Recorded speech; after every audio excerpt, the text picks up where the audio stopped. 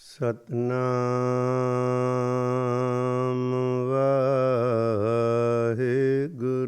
JIO.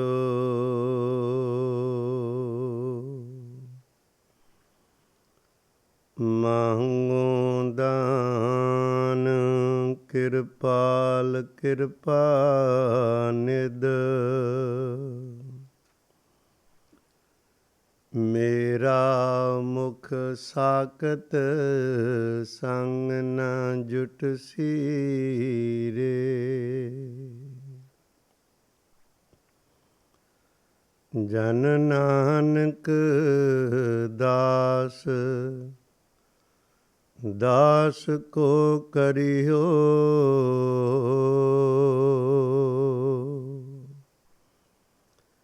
ਮੇਰਾ ਮੂੰਡ ਸਾਧ ਪਗਾਂ ਹੇਠ ਰੁਲਸੀ ਰੇ।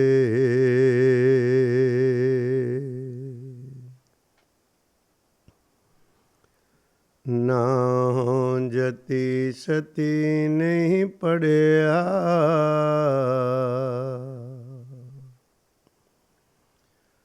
ਮੂਰਖ ਮੁਗਦਾ ਜਨਮ ਪਿਆ। ਪ੍ਰਣਵਤ ਨਾਨਕ ਤਿਨ ਕੀ ਸਰਨਾ,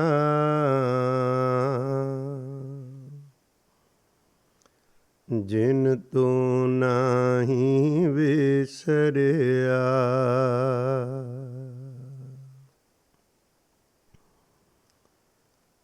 ਪਰਮ ਸਤਿਕਾਰਯੋਗ ਗੁਰੂ ਸਵਾਰੀ ਸਾਧ ਸੰਗਤ ਜੀਓ, ਸਤਿਗੁਰਾਂ ਦੀ ਬਖਸ਼ੀ ਹੋਈ ਫਤਿਹ ਦੀ ਸਾਂਝ ਪਾਈਏ। ਪਿਆਰ ਅਦਬ ਨਾਲ ਆਖੋ ਜੀ, ਵਾਹਿਗੁਰੂ ਜੀ ਕਾ ਖਾਲਸਾ ਵਾਹਿਗੁਰੂ ਜੀ ਕੀ ਫਤਿਹ।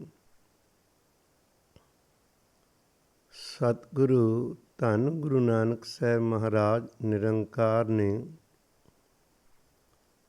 ਜਦੋਂ ਇਸ ਧਰਤੀ 'ਤੇ ਆ ਕੇ ਚਰਨ ਪਾਏ ਤਾਂ ਲਗਾਤਾਰ 10 ਜਾਮਿਆਂ ਵਿੱਚ ਸਤਿਗੁਰੂ ਜੀ ਆਪਣੀ ਜੋਤ ਟਿਕਾ ਕੇ ਜਗਤ ਦਾ ਭਲਾ ਕਰਦੇ ਆਏ। ਉਸ ਸਮੇਂ ਦਰਮਿਆਨ ਅਤੇ ਧੰਨ ਗੁਰੂ ਗੋਬਿੰਦ ਸਿੰਘ ਪਾਤਸ਼ਾਹ ਮਹਾਰਾਜ ਜੀ ਦੇ ਜੋਤੀ ਜੋਤ ਸਮਾਨ ਤੋਂ ਬਾਅਦ ਅੱਜ ਤੱਕ ਸਤਿਗੁਰੂ ਜੀ ਨੇ ਆਪ ਤਰਸ ਕਰਕੇ ਜਿੱਥੇ ਬੇਅੰਤ ਮਨੁੱਖਤਾ ਦੇ ਬੇੜੇ ਪਾਰ ਕੀਤੇ, ਉੱਥੇ ਕੁਝ ਰੂਹਾਂ ਨੂੰ ਇਹੋ ਜਿਹੇ ਰੰਗ ਲਾਏ ਜਿਨ੍ਹਾਂ ਦੀ ਡਿਊਟੀ ਲਗਾਉਂਦੇ ਰਹੇ ਵੀ ਤੁਸੀਂ ਕੇਵਲ ਤਰਨਾ ਨਹੀਂ, ਜਗਤ ਨੂੰ ਤਾਰਨਾ। ਕੇਵਲ ਆਪ ਨਹੀਂ ਜੁੜਨਾ, ਤੁਸੀਂ ਦੂਸਰਿਆਂ ਨੂੰ ਜੋੜਨਾ ਹੈ। ਕੇਵਲ ਆਪ ਨਹੀਂ ਆਤਮਿਕ ਆਨੰਦ ਦੇ ਖੁੱਲ੍ਹੇ ਪਿਆਲੇ ਪੀਣੇ, ਹਜ਼ਾਰਾਂ ਲੋਕਾਂ ਨੂੰ ਵੀ ਉਹ ਰਹਿਮਤ ਦੇ ਪਿਆਲੇ ਭਰ ਭਰ ਕੇ ਵਰਤਾਣੇ ਹਨ। ਇਹ ਕਾਰਨ ਸਮੇਂ ਅੰਦਰ ਸਤਿਗੁਰੂ ਕੇ ਪਿਆਰੇ ਸਤਿਪੁਰਖ ਪੂਰਨ ਬ੍ਰਹਮ ਗਿਆਨੀ ਗੁਰਸਿੱਖ ਮਹਾਂਪੁਰਸ਼ ਪੈਦਾ ਹੁੰਦੇ ਆਏ ਅਤੇ ਸਦਾ ਲਈ ਸਤਿਗੁਰੂ ਦੇ ਘਰ ਨਾਲ ਜੁੜ ਕੇ ਹੁੰਦੇ ਰਹਿਣਗੇ। ਜਿਨ੍ਹਾਂ ਦੇ ਜੀਵਨ ਨੂੰ ਵੇਖ ਕੇ ਹਜ਼ਾਰਾਂ ਰੂਹਾਂ ਨੂੰ ਸਤਿਗੁਰੂ ਜੀ ਦੇ ਘਰ ਨਾਲ ਪਿਆਰ ਕਰਨ ਦੀ ਜਾਚ ਆਉਂਦੀ ਹੈ, ਕਿਉਂਕਿ ਮਹਾਰਾਜ ਜੀ ਦੇ ਆਪਣੇ ਬਚਨ ਨੇ ਜਗ੍ਹਾ ਜਗ੍ਹਾ 'ਤੇ ਗੁਰਬਾਣੀ ਅੰਦਰ, ਜਿੱਥੇ ਧੰਨ ਗੁਰੂ ਗ੍ਰੰਥ ਸਾਹਿਬ ਮਹਾਰਾਜ ਪਾਤਸ਼ਾਹ ਜੀ ਦੀ ਸੰਗਤ ਕਰਨੀ ਹੈ, ਅਗਵਾਈ ਲੈਣੀ, ਉੱਥੇ ਨਾਮ ਜਪਣ ਵਾਲੇ ਜਿਨ੍ਹਾਂ ਨੇ ਸਤਿਗੁਰੂ ਨੂੰ ਰਿਝਾ ਲਿਆ ਉਹਨਾਂ ਦੀ ਸੰਗਤ ਜ਼ਰੂਰ ਕਰਿਆ ਜੇ। ਬਾਰ ਇਹੋ ਜਿਹੇ ਬਚਨ ਗੁਰਬਾਣੀ 'ਚੋਂ ਮਿਲਦੇ ਹਨ। ਸੰਤ ਜਨਾ ਮਿਲ ਹਰਿ ਜਸ ਗਾਇਓ, ਕੋਟ ਜਨਮ ਕੇ ਦੁਖ ਗਵਾਇਓ। ਸਤਿਗੁਰੂ ਜੀ ਤੇ ਕਹਿ ਰਹੇ ਸਨ, ਅਰਦਾਸ ਇਹ ਕਰਨੀ ਚਾਹੀਦੀ ਹੈ, ਨਿਰੰਕਾਰ ਮਿਹਰ ਕਰੀ ਕਿਸੇ ਸਾਕਤ ਨਾਲ ਮੇਰਾ ਮੁਖ ਨਾ ਜੁੜੇ, ਅਤੇ ਜਦੋਂ ਤੇਰੇ ਨਾਲ ਕੋਈ ਜੁੜਿਆ ਹੋਇਆ ਬਖਸ਼ਿਆ ਸਾਧੂ ਕੋਈ ਗੁਰਮੁਖ ਮਿਲੇ ਅਤੇ ਉਹਦੇ ਚਰਨਾਂ ਵਿੱਚ ਮੇਰਾ ਸਿਰ ਰੁਲਦਾ ਫਿਰੇ, ਮੈਂ ਉਹਦਾ ਦਾਸ ਬਣਨ ਜੋਗਾ ਨਹੀਂ। ਜਿਹੜੇ ਸਤਿਗੁਰੂ ਤੇਰੇ ਦਾਸ ਬਣ ਗਏ, ਜਿਹੜੇ ਉਹਨਾਂ ਦੇ ਦਾਸ ਨੇ, ਜਿਹੜੇ ਉਹਨਾਂ ਦੇ ਅਗੋ ਦਾਸ, ਮੈਨੂੰ ਉਹਨਾਂ ਦੀ ਚਰਨ ਧੂੜ ਮਿਲੇ। ਦਾਸਨ ਕੀ ਕੋਈ ਦਾਸ ਦਾਸਰੀ, ਇਹ ਅਚਾਰਾ ਸਿੱਖ ਰੇ। ਅੰਤਾਂ ਦੀ ਗਰੀਬੀ ਤੇ ਨਿਮਰਤਾ ਦੇ ਤਲ ਤੇ ਜਾ ਕੇ ਜਦੋਂ ਇਸ ਰਸਤੇ ਤੇ ਤੁਰੀਦਾ ਤੇ ਫਿਰ ਬਖਸ਼ਾਂ ਹੀ ਬਖਸ਼ਾਂ ਨੇ। ਅੱਜ ਆਪਾਂ ਗੱਲ ਕਰ ਲੱਗੇ ਹਾਂ ਇੱਕ ਮਹਾਨ ਪਵਿੱਤਰ ਆਤਮਾ ਦੀ, ਜਿਨ੍ਹਾਂ ਨੂੰ ਇਸ ਦੁਨੀਆ ਵਿੱਚ ਆ ਕੇ ਨਾਮ ਦਿੱਤਾ ਗਿਆ ਸਤਿਕਾਰਯੋਗ ਸੰਤ ਬਾਬਾ ਵਰਿਆਮ ਸਿੰਘ ਜੀ ਰਤਵਾੜਾ ਸਾਹਿਬ ਵਾਲੇ। ਸੰਤ ਬਾਬਾ ਵਰਿਆਮ ਸਿੰਘ ਜੀ ਰਤਵਾੜਾ ਸਾਹਿਬ ਵਾਲਿਆਂ ਦਾ ਜੀਵਨ ਇਹੋ ਜਿਹਾ ਹੈ, ਇੱਕ ਪਾਸੇ ਗ੍ਰਸਤ ਦੀਆਂ ਜ਼ਿੰਮੇਵਾਰੀਆਂ ਨਿਭਾਉਣੀਆਂ, ਦੂਜੇ ਪਾਸੇ ਨਿਰੰਕਾਰ ਦੇ ਘਰ ਦੀਆਂ ਆਤਮਿਕ ਉਡਾਰੀਆਂ ਲਾਉਣੀਆਂ। ਕੁੱਲ ਦੁਨੀਆ ਰੋਜ਼ੀ ਤੇ ਰਿਜ਼ਕ ਦੀ ਚਿੰਤਾ ਕਰਦੀ ਹੈ। ਬਾਬਾ ਜੀ ਦੇ ਜੀਵਨ ਤੋਂ ਪਤਾ ਲੱਗਦਾ ਹੈ ਕਿ ਰਿਜ਼ਕ ਕਿਵੇਂ ਪਰਮੇਸ਼ਰ ਪਿੱਛੇ ਪਿੱਛੇ ਲੈ ਕੇ ਫਿਰਦਾ, ਜਿਸ ਦੇ ਭਾਗ ਵਿੱਚ ਰੱਬ ਨੇ ਲਿਖਿਆ ਹੋਇਆ। ਕਾਹਦੇ ਲਈ ਉਹਦਾ ਫਿਕਰ ਕਰਦੇ ਹੋ? ਪੜ੍ਹਦੇ ਤਾਂ ਆਪਾਂ ਸਾਰਿਆਂ ਕਾਹੇ ਰੇ ਮਨ ਚਿਤ ਮੈਂ ਉਦਮ, ਜਾਂ ਆਹਰ ਹਰਜੀਉ ਪਰਿਆ ਸੈਲ ਪੱਥਰ ਮੈਂ ਜੰਤ ਉਪਾਏ, ਤਾਂ ਕਾ ਰਿਜ਼ਕ ਆਗੇ ਕਰ ਧਰਿਆ ਆਪਾਂ ਦਰਸ਼ਨ ਕਰਾਂਗੇ। ਉਹ ਰਿਜ਼ਕ ਕਿਵੇਂ ਪਿੱਛੇ ਲਈ ਫਿਰਦਾ, ਦਰਸ਼ਨ ਕਰਾਂਗੇ। ਗੁਰਬਾਣੀ ਦੇ ਨ ਸ਼ਬਦਾਂ ਦੇ ਅਚਿੰਤ ਕੰਮ ਕਰੇ ਪ੍ਰਭ ਤਿਨ ਕੇ, ਜਿਨ ਹਰ ਕਾ ਨਾਮ ਪਿਆਰਾ। ਜਿਨ੍ਹਾਂ ਨੂੰ ਰੱਬ ਨਾਲ ਪਿਆਰ, ਉਹਨਾਂ ਦੇ ਸਾਰੇ ਕਾਰਜ ਕਿਵੇਂ ਅਚਿੰਤੇ ਹੀ ਪਰਮੇਸ਼ਰ ਆਪ ਕਰੀ ਜਾਂਦਾ ਹੈ। ਆਪਾਂ ਇਹਦੇ 'ਚ ਇਹ ਵੀ ਅੱਜ ਦਰਸ਼ਨ ਕਰਨੇ ਹਨ ਬਾਬਾ ਜੀ ਦੇ ਜੀਵਨ 'ਚੋਂ। ਜਦੋਂ ਇਸ ਰਾਹ 'ਤੇ ਤੁਰਦਾ ਕੋਈ, ਉਸ ਨੂੰ ਕਿਵੇਂ ਕਿਸ ਕਿਸ ਪੜਾਅ 'ਤੇ ਅਗਵਾਈ ਦੀ ਲੋੜ, ਉਹਦੇ ਅੰਦਰ ਖਿੱਚ ਕੈਸੀ ਹੈ। ਫਿਰ ਮਰਜ਼ੀ ਨਹੀਂ ਚੱਲਣੀ, ਕਿਸੇ ਪੂਰਨ ਸਾਧੂ ਦੀ ਸੰਗਤ ਜ਼ਰੂਰੀ, ਤੇ ਜਿਹਦੇ ਵਿੱਚ ਰਹਿ ਕੇ ਕਿਵੇਂ ਫਿਰ ਸਤਿਗੁਰੂ ਦੀਆਂ ਮਿਹਰਾਂ ਮਿਲਦੀਆਂ ਨੇ। ਤੋ ਆਪਾਂ ਗੱਲ ਕਰੀਏ ਗੁਰੂ ਕੇ ਪਿਆਰਿਓ, 17 ਜੂਨ 1918 ਧਮੋਟ ਪਿੰਡ ਜ਼ਿਲ੍ਹਾ ਲੁਧਿਆਣਾ ਵਿਖੇ ਬਾਬਾ ਵਰਿਆਮ ਸਿੰਘ ਜੀ ਖੁਰਾਂ ਦਾ ਜਥੇਦਾਰ ਸਰਦਾਰ ਕਰਤਾਰ ਸਿੰਘ ਜੀ ਦੇ ਘਰ ਜਨਮ ਹੁੰਦਾ ਹੈ। 31 ਅਕਤੂਬਰ 2001 ਵਿੱਚ ਆਪ ਜੀ ਚੋਲਾ ਬਦਲਦੇ ਹਨ। ਇਹ ਜਿਹੜਾ 83 ਕੁ ਸਾਲ ਦਾ ਸਮਾਂ ਹੈ, ਇਸ ਜੀਵਨ ਵਿੱਚ ਸੰਤ ਬਾਬਾ ਵਰਿਆਮ ਸਿੰਘ ਜੀ ਖੁਰਾ ਨੇ ਬਤੀਤ ਕੀਤਾ ਹੈ। ਇਸ ਸਮੇਂ ਦਰਮਿਆਨ ਕਿੰਨੀਆਂ ਕੁ ਰੂਹਾਂ ਜੁੜੀਆਂ ਨੇ, ਚਾਰ ਚਫੇਰੇ ਦੁਨੀਆ ਦੇ ਕੋਨੇ-ਕੋਨੇ ਵਿੱਚੋਂ ਅੱਜ ਉਹਨਾਂ ਨੂੰ ਪਿਆਰ ਕਰਨ ਵਾਲੀਆਂ ਆਤਮਾ ਮਿਲਦੀਆਂ ਤੇ ਦਰਸ਼ਨ ਹੁੰਦੇ। ਸਤਿਗੁਰੂ ਜੀ ਨੇ ਤਰਸ ਕੀਤਾ, ਉਹਨਾਂ ਦੀ ਸੰਗਤ ਦਾਸਰਿਆਂ ਨੂੰ ਮਿਲੀ। ਉਹਨਾਂ ਨੇ ਇੱਕ ਵਾਰ ਖੁਦ ਮੋਹਾਲੀ ਉਹਨਾਂ ਦੀ ਕੋਠੀ ਵਿੱਚ ਦਰਸ਼ਨ ਕਰਨ ਦਾ ਸੁਭਾਗ ਬਣਿਆ। ਜਿਵੇਂ ਬਜ਼ੁਰਗ ਸਿਆਣੇ ਕੋਲ ਬਿਠਾ ਕੇ ਬੱਚਿਆਂ ਨੂੰ ਸਮਝਾਉਂਦੇ, ਇਵੇਂ ਕੋਲ ਵਿੱਚ ਵੀ ਬੈਠੇ ਤੇ ਆਪ ਵੀ ਬਾਬਾ ਜੀ ਆਪਣੀ ਕੋਠੀ ਵਿੱਚ ਨੇ। ਸੰਗਤ ਆਉਂਦੀ ਏ, ਸਹਿਜ ਸੁਭਾਏ ਰੁਖਾਨੀਅਤ ਦੇ ਪਰਮਾਰਥ ਤੇ ਗੁੱਝੇ ਕੁਝ ਬਚਨ ਕਰਦਿਆਂ ਭਾਗ ਚੰਗੇ ਸਨ। ਕਹਿਣ ਲੱਗੇ ਚਲੋ ਤੁਹਾਨੂੰ ਰਤਵਾੜਾ ਸਾਹਿਬ ਦੇ ਗੁਰਦੁਆਰਾ ਸਾਹਿਬ ਤੇ ਦਰਸ਼ਨ ਕਰਾ ਕੇ ਲਿਆਈਏ। ਆਪਣੀ ਕਾਰ 'ਚ ਬਿਠਾ ਕੇ ਪਿੱਛੇ ਕੋਠੀ ਤੋਂ ਰਤਵਾੜਾ ਸਾਹਿਬ ਤੱਕ ਉਹਨਾਂ ਨੇ ਆਪਣੇ ਜੀਵਨ ਦੀਆਂ ਪਰਸਨਲ ਬਹੁਤ ਸਾਰੀਆਂ ਘਟਨਾਵਾਂ ਸਾਂਝੀਆਂ ਕੀਤੀਆਂ। ਬਹੁਤ ਅੰਦਰ ਰੀਝ ਸੀ, ਲਿਖਾਂਗੇ ਭੁੱਲ ਨਾ ਜਾਣ, ਫਿਰ ਵੀ ਭੁੱਲ ਗਈਆਂ। ਪਰ ਜਦੋਂ ਪਤਾ ਲੱਗਾ ਵੀ ਪ੍ਰੋਫੈਸਰ ਗੁਰਦੇਵ ਸਿੰਘ ਜੀ ਖੁਰਾ ਨੇ ਉਹਨਾਂ ਦੇ ਜੀਵਨ ਦੀ ਕਿਤਾਬ ਲਿਖੀ, ਤਾਂ ਉਹ ਸਾਰੀਆਂ ਘਟਨਾਵਾਂ ਦੇ ਖੁੱਲ੍ਹੇ ਦਰਸ਼ਨ ਹੋਏ ਅਤੇ ਸ਼ੁਕਰ ਕੀਤਾ ਵੀ ਕਿਤਨੀਆਂ ਮਹਾਨ ਸਨ। ਸੰਤ ਬਾਬਾ ਵਰਿਆਮ ਸਿੰਘ ਜੀ ਗੁਰੂ ਕੇ ਪਿਆਰਿਓ, ਜਦੋਂ ਇਸ ਘਰ ਜਨਮ ਲੈਂਦੇ ਨੇ, ਇਹ ਦੂਜਾ ਜਨਮ ਸੀ। ਉਹ ਲਿਖਦੇ ਪਹਿਲਾਂ 6 ਕੁ ਸਾਲ ਦੇ ਸਨ। ਪਹਿਲੇ ਜਨਮ ਦਾ ਨਾਮ ਸੀ ਹਰਨਾਮ ਸਿੰਘ। ਇਹ ਦੂਜਾ ਜਦੋਂ ਹੁਣ ਜਨਮ ਇਸੇ ਘਰ ਵਿੱਚ ਹੋਇਆ, ਉਦੋਂ ਨਾਮ ਬਦਲਿਆ ਸੰਤ ਵਰਿਆਮ ਸਿੰਘ ਜੀ। ਇਹਦੇ ਮਗਰ ਬਹੁਤ ਵੱਡੀਆਂ ਪਿਆਰੀਆਂ ਪਿਆਰੀਆਂ ਜੀਆਂ ਕਹਾਣੀਆਂ ਛਿਪੀਆਂ ਹੋਈਆਂ ਨੇ, ਜਿਹੜੀਆਂ ਅੱਜ ਤੁਹਾਡੇ ਨਾਲ ਸਾਂਝੀਆਂ ਕਰਦੇ ਹਾਂ। ਗੁਰੂ ਕੇ ਪਿਆਰਿਓ, ਕਿਵੇਂ ਨਿਰੰਕਾਰ ਦਾ ਇਸ ਹੁਕਮ ਚੱਲਦਾ ਹੈ, ਪਰ ਕਈ ਜਨਮਾਂ ਤੋਂ ਇਹ ਕਹਾਣੀ ਚੱਲਦੀ ਹੈ। ਐਵੇਂ ਨਹੀਂ ਅਚਾਨਕ ਕੋਈ ਮਾਂ ਪਿਓ ਬਣ ਜਾਂਦਾ ਜਾਂ ਕਿਸੇ ਦੇ ਧੀ ਪੁੱਤਰ ਬਣ ਜਾਈਦਾ। ਉਹ ਨਿਰੰਕਾਰ ਕਿਵੇਂ ਲਿਖਦਾ ਹੈ, ਕਿਵੇਂ ਹਿਸਾਬ ਕਿਤਾਬ ਇੱਕ ਇੱਕ ਗੱਲ ਦਾ ਕਰਦਾ, ਉਹ ਬਿਆਨ ਤੇ ਉਹਦਾ ਕਿਸੇ ਅੰਤ ਨਹੀਂ ਪਾਇਆ। ਬਾਬਾ ਜੀ ਜਦੋਂ ਇਸ ਘਰ ਆਏ ਤੇ ਮਾਂ ਨੂੰ ਕਿਹਾ ਕਰਦੇ ਸਨ, ਮਾਂ ਮੈਂ ਇੱਥੋਂ ਚਲੇ ਜਾਣਾ ਹੈ।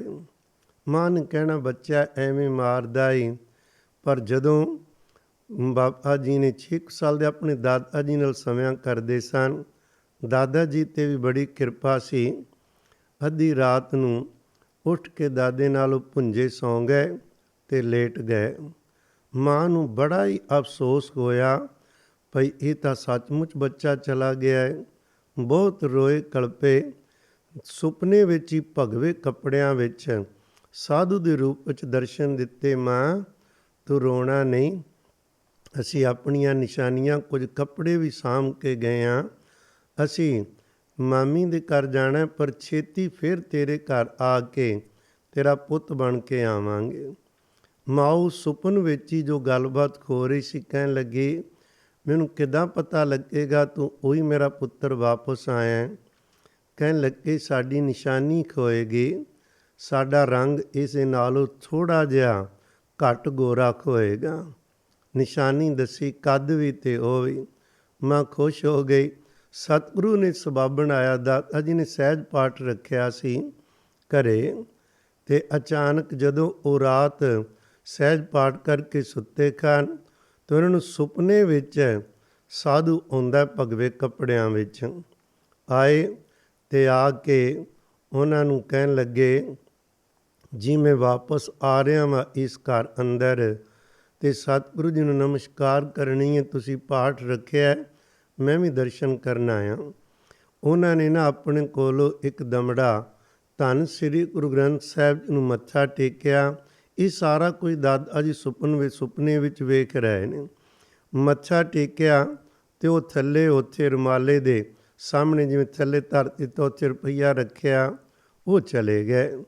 ਬਹੁਤ ਖੁਸ਼ ਦਾਦਾ ਜੀ ਵੀ ਪਤਾ ਨਹੀਂ ਸੁਪਨਾ ਹੈ ਕਿ ਨਿਰੰਕਾਰ ਦਾ ਸੱਚਾ ਸੁਣਿਆ ਹੈ, ਪਰ ਸੱਚਾ ਸਮਝ ਕੇ ਕੋਈ ਸ਼ੱਕ ਨਾ ਰਿਹਾ। ਜਦੋਂ ਗੁਰੂ ਗ੍ਰੰਥ ਸਾਹਿਬ ਮਹਾਰਾਜ ਦੇ ਕਮਰੇ 'ਚ ਗਏ, ਜਿਹੜਾ ਸੁਪਨੇ ਵਿੱਚ ਉਹ ਦਮੜਾ ਵੇਖਿਆ ਸੀ ਉਹ ਸੱਚਮੁੱਚ ਉੱਥੇ ਪਿਆ, ਕੋਈ ਸ਼ੱਕ ਨਾ ਰਹਿ ਗਿਆ। ਨੂੰਹ ਨੂੰ, ਪਰਿਵਾਰ ਨੂੰ ਵਧਾਈਆਂ ਦਿੱਤੀਆਂ ਵੀ ਬੱਚਾ ਆ ਰਿਹਾ ਸਾਡਾ ਵਾਪਸ। ਉਹ ਸਾਧੂ ਹੈ, ਕੋਈ ਪੁਰਾਣੇ ਜਨਮਾਂ ਦੀ ਭਗਤੀ ਲੈ ਕੇ ਆ ਰਿਹਾ, ਜਿਹਨੂੰ ਪਿਛਲਾ ਪਤਾ ਸੀ, ਕੋਈ ਹਿਸਾਬ ਕਿਤਾਬ ਸੀ, ਉਹ ਕਰਕੇ ਇੱਕ ਵਾਰਾਂ ਚਲਾ ਗਿਆ ਅਤੇ ਕਹਿ ਗਿਆ, ਹੁਣ ਨਹੀਂ ਮੈਂ ਜਾਣਾ, ਹੁਣ ਪੱਕਾ ਰਵਾਂਗਾ ਇਸ ਘਰ ਅੰਦਰ। ਇੱਕ ਹੋਰ ਬੜੀ ਮਜ਼ੇਦਾਰ ਬਾਤ ਹੈ, ਮਹਾਂਪੁਰਖਾਂ ਦੇ ਜੀਵਨ ਨੂੰ ਬੜੇ ਧਿਆਨ ਨਾਲ ਪੜ੍ਹੋਗੇ ਅਤੇ ਧੰਨ ਸ੍ਰੀ ਗੁਰੂ ਗ੍ਰੰਥ ਸਾਹਿਬ ਮਹਾਰਾਜ ਦੀ ਬਾਣੀ ਦੀ ਵਿਆਖਿਆ ਆਸਾਨ ਹੋ ਜਾਂਦੀ। ਸਮਝ ਨਹੀਂ ਪਿਆ ਮਹਾਰਾਜ ਦਾ ਸ਼ਬਦ ਦਾ ਕੀ ਮਤਲਬ ਹੈ। ਕਿਧਰੇ ਕਹਿੰਦੇ ਪੂਰਵ ਜਨਮ ਖਮ ਤੁਮਰੇ ਸੇਵਕ, ਪਹਿਲੇ ਜਨਮ ਵਿੱਚ ਵੀ ਤੁਹਾਡੇ ਸੇਵਕ ਸਾਂ। ਪਿਆਰਿਓ, ਅਨੇਕਾਂ ਬਚਨ ਨੇ ਜਿਹੜੇ ਇਹਨਾਂ ਘਟਨਾਵਾਂ ਤੋਂ ਸਹਿਜੇ ਹੀ ਦਰਸ਼ਨ ਦੀਦਾਰ ਹੁੰਦੇ ਨੇ। ਬਾਬਾ ਜੀ ਦੇ ਪਿਤਾ ਦਾ ਨਾਮ ਸਰਦਾਰ ਕਰਤਾਰ ਸਿੰਘ ਅਤੇ ਇੱਕ ਦੌਦਪੁਰ ਤੋਂ ਨਾ ਸਰਦਾਰ ਖੀਰਾ ਸਿੰਘ ਜੀ ਹੋਏ ਨੇ। ਉਹਨਾਂ ਦਾ ਭਾਈ ਸਾਹਿਬ ਭਾਈ ਰਣਧੀਰ ਸਿੰਘ ਸਾਹਿਬ ਜੀ ਨਾਲ ਬਹੁਤ ਪਿਆਰ ਸੀ। ਅਕਸਰ ਭਾਈ ਸਾਹਿਬ ਇਹਨਾਂ ਦੇ ਘਰ ਆਉਂਦੇ ਰਹਿੰਦੇ। ਇਹਨਾਂ ਦੇ ਘਰੋਂ ਬੀਬਾ ਦਾ ਨਾਮ ਸੀ ਬੀਬੀ ਹਰਨਾਮ ਕੌਰ। ਇਹ ਜੋੜੀ ਬਹੁਤ ਨਾਮ ਜਪਣ ਵਾਲੀ, ਬਹੁਤ ਬਖਸ਼ਾਂ ਨਾਲ ਭਰੀ ਹੋਈ ਸੀ। ਉਹ ਜਦੋਂ ਭਾਈ ਖੀਰਾ ਸਿੰਘ ਜੀ ਇੱਕ ਵਾਰ ਜਥੇਦਾਰ ਕਰਤਾਰ ਸਿੰਘ ਹੋਰਾਂ ਨੇ ਘਰੇ ਪਾਠ ਰਖਾਇਆ, ਅਤੇ ਉਹਨਾਂ ਪਾਠੀਆਂ ਵਿੱਚ ਭਾਈ ਖੀਰਾ ਸਿੰਘ ਜੀ ਵੀ ਆਏ। ਸਾਰੇ ਉੱਚੇ ਸੁੱਚੇ ਜੀਵਨ ਵਾਲੇ ਸਨ।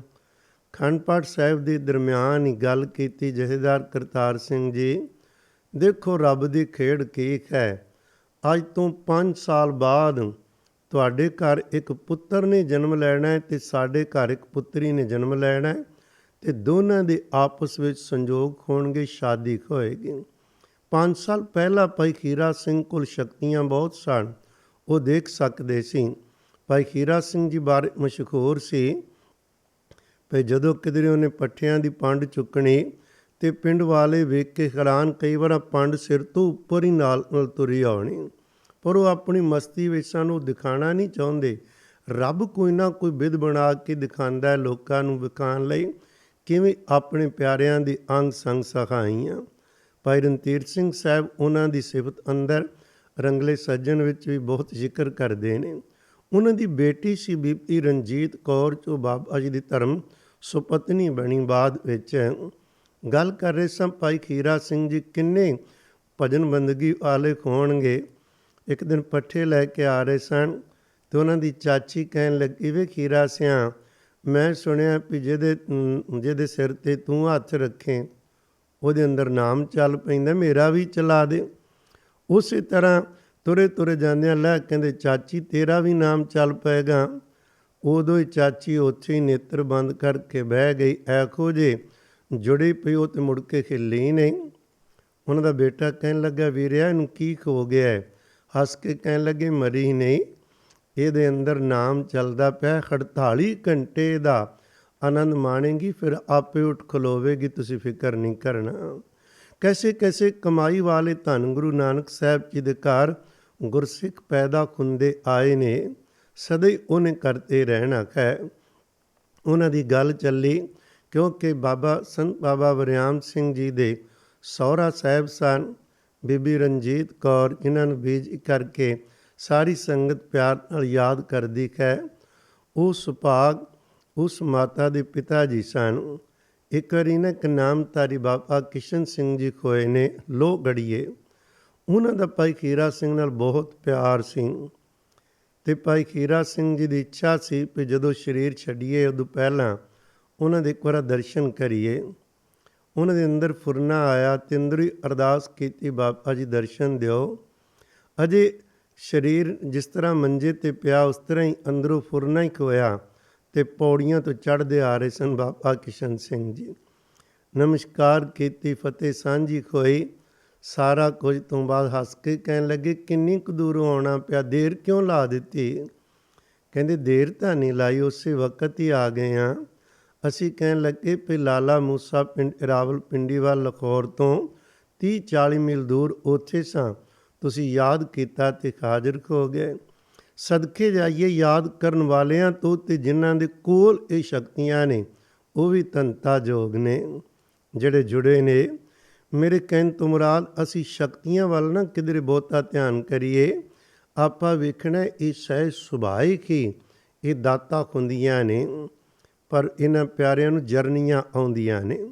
ਸੰਤ ਬਾਬਾ ਵਰਿਆਮ ਸਿੰਘ ਸਾਹਿਬ ਜੀ ਜਦੋਂ ਇਹਨਾਂ ਦਾ ਦੁਬਾਰਾ ਜਨਮ ਹੁੰਦਾ ਹੈ, ਇਸ ਘਰ ਦੇ ਅੰਦਰ ਖੁਸ਼ੀਆਂ ਮਨਾਈਆਂ। ਜਦੋਂ 2.5 ਸਾਲ ਦੇ ਸਨ ਅਤੇ ਇੱਕ ਦਿਨ ਰਿੜ੍ਹਦੇ ਉਹ ਸੰਦੂਕ ਵੱਲ ਚਲੇ ਗਏ, ਕੱਪੜੇ ਕੱਢ ਕੇ ਮਾਂ ਤੋਂ ਧੱਕੇ ਨਾਲ ਥੱਲਿਓ ਪਹਿਲੇ ਜਨਮ ਦੇ ਜਿਹੜੀ ਪੁਸ਼ਾਕ ਸੰਭਾਲ ਕੇ ਗਏ ਸੀ ਕੱਢ ਕੇ ਵਿਖਾ ਦਿੱਤੀ। ਇਸ ਜਨਮ ਵਿੱਚ ਫਿਰ ਕੁਦਰਤੀ ਸੀ ਪਈ ਸੁਭਾਵਿਕ ਪਹਿਲੀ ਕਮਾਈ ਸੀ, ਅਤੇ ਇੱਧਰ ਵੀ ਉਹ ਹੀ ਅੰਦਰ ਪਿਆਰ ਸੀ ਪੂਰਾ। ਜਿਉਂ ਵੱਡੇ ਹੋਈ ਗਏ ਤਿਉਂ ਉਸੇ ਤਰ੍ਹਾਂ ਸਤਿਗੁਰੂ ਜੀ ਨਾਲ ਖਿੱਚ ਵੱਧਦੀ ਗਈ, ਲਗਨ ਵੱਧਦੀ ਗਈ।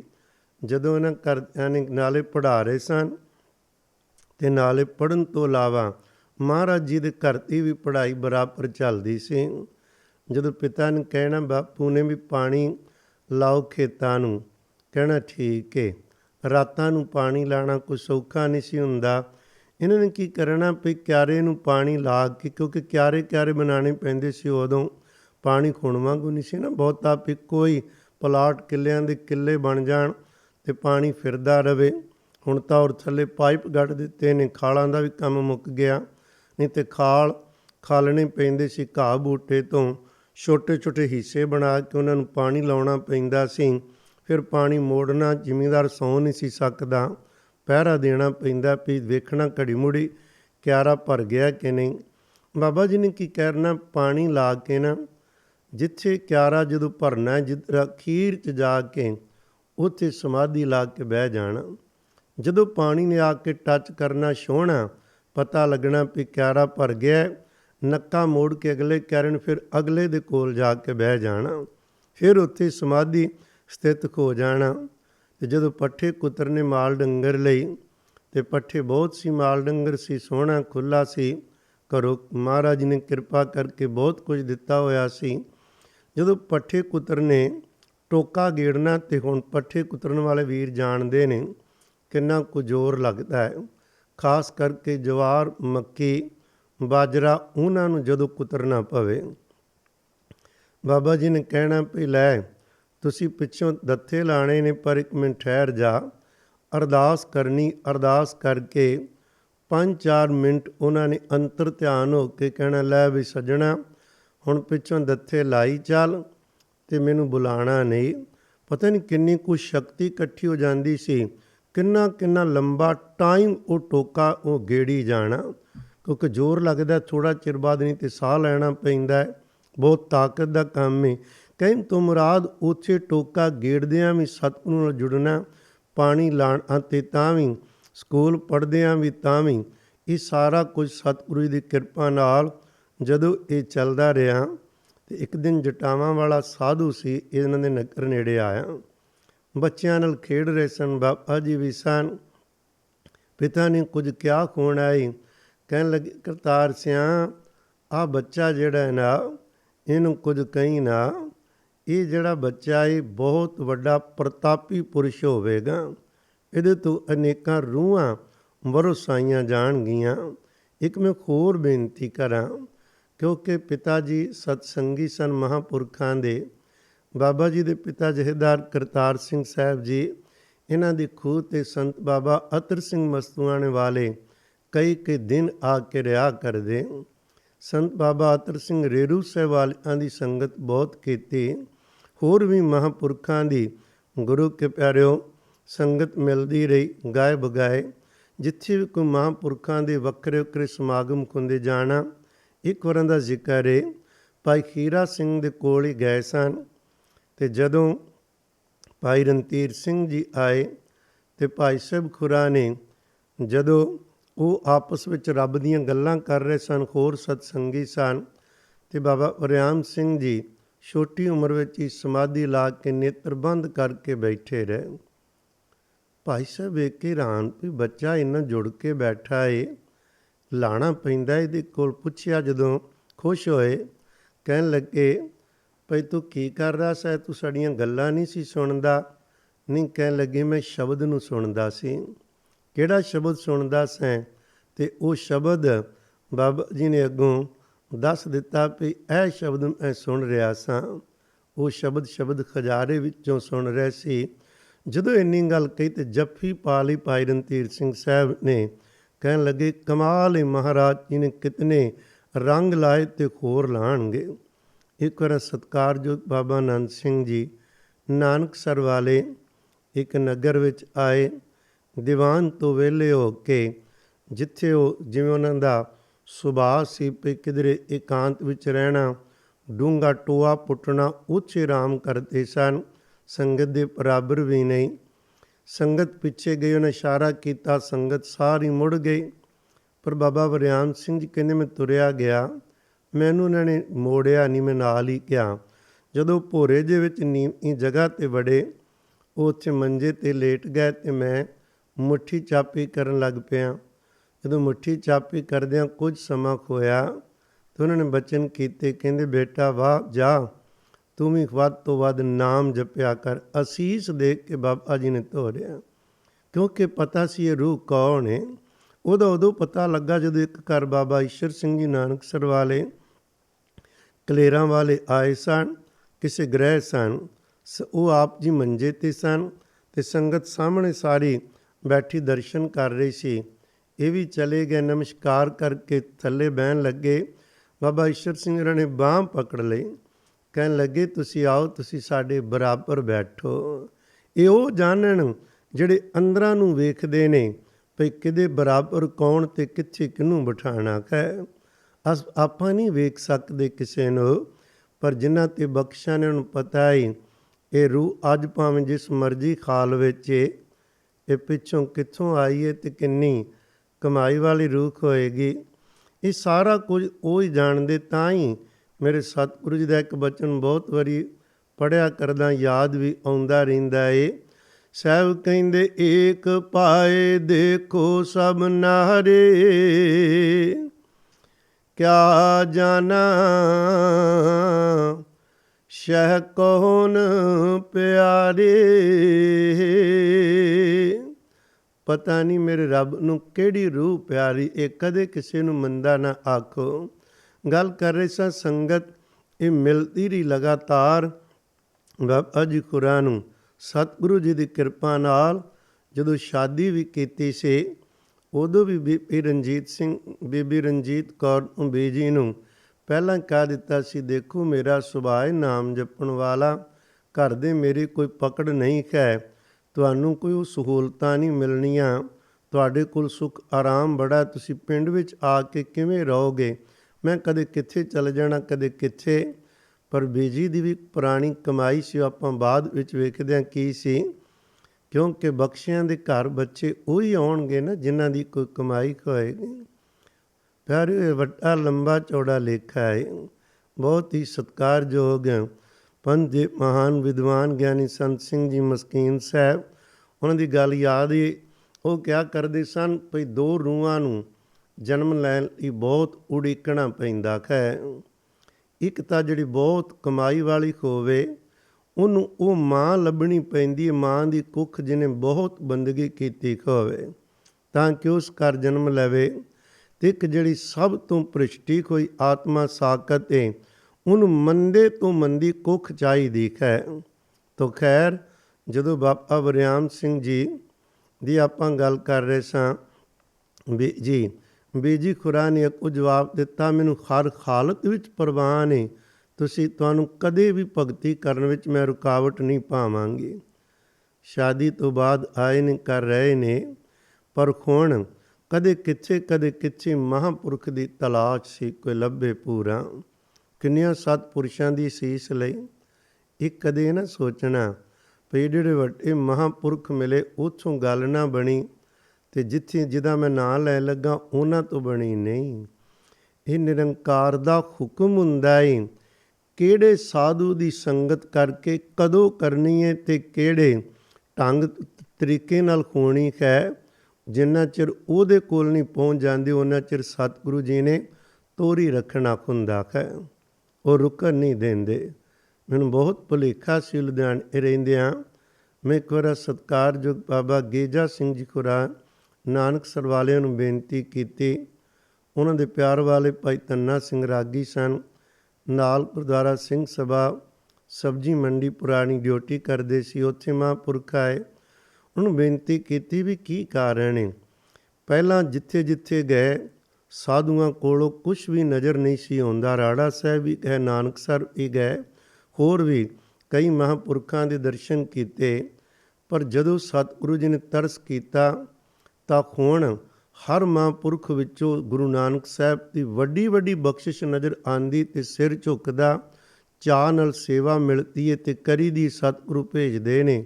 ਇਹ ਕੀ ਕਾਰਨ? ਉਹਨਾਂ ਨੇ ਬਚਨ ਉਦੋਂ ਪਹਿਲੀ ਵਾਰੀ ਕੀਤਾ ਸੀ, ਬਾਅਦ ਵਿੱਚ ਤਾਂ ਚਲੋ ਕਿਤਾਬਾਂ ਵੀ ਪੜ੍ਹੀਆਂ, ਮਹਾਰਾਜ ਜੀ ਨੇ ਸਾਧੂਆਂ ਦੀ ਖੁੱਲ੍ਹੀ ਸੰਗਤ ਦਿੱਤੀ, ਗੁਰਸਿੱਖਾਂ ਦੀ ਸੰਗਤ ਮਿਲਦੀ ਰਹੀ, ਉੱਥੇ ਸਾਰਾ ਕੁਝ ਮਿਲਦਾ ਰਿਹਾ। ਸੰਗਤ ਵਿੱਚੋਂ ਬਹੁਤ ਕੁਝ ਲੱਭਦਾ ਹੈ, ਵੱਖ ਸੰਗਤ ਦੇ ਐਕਸਪੀਰੀਅੰਸ ਹੁੰਦੇ ਹਨ।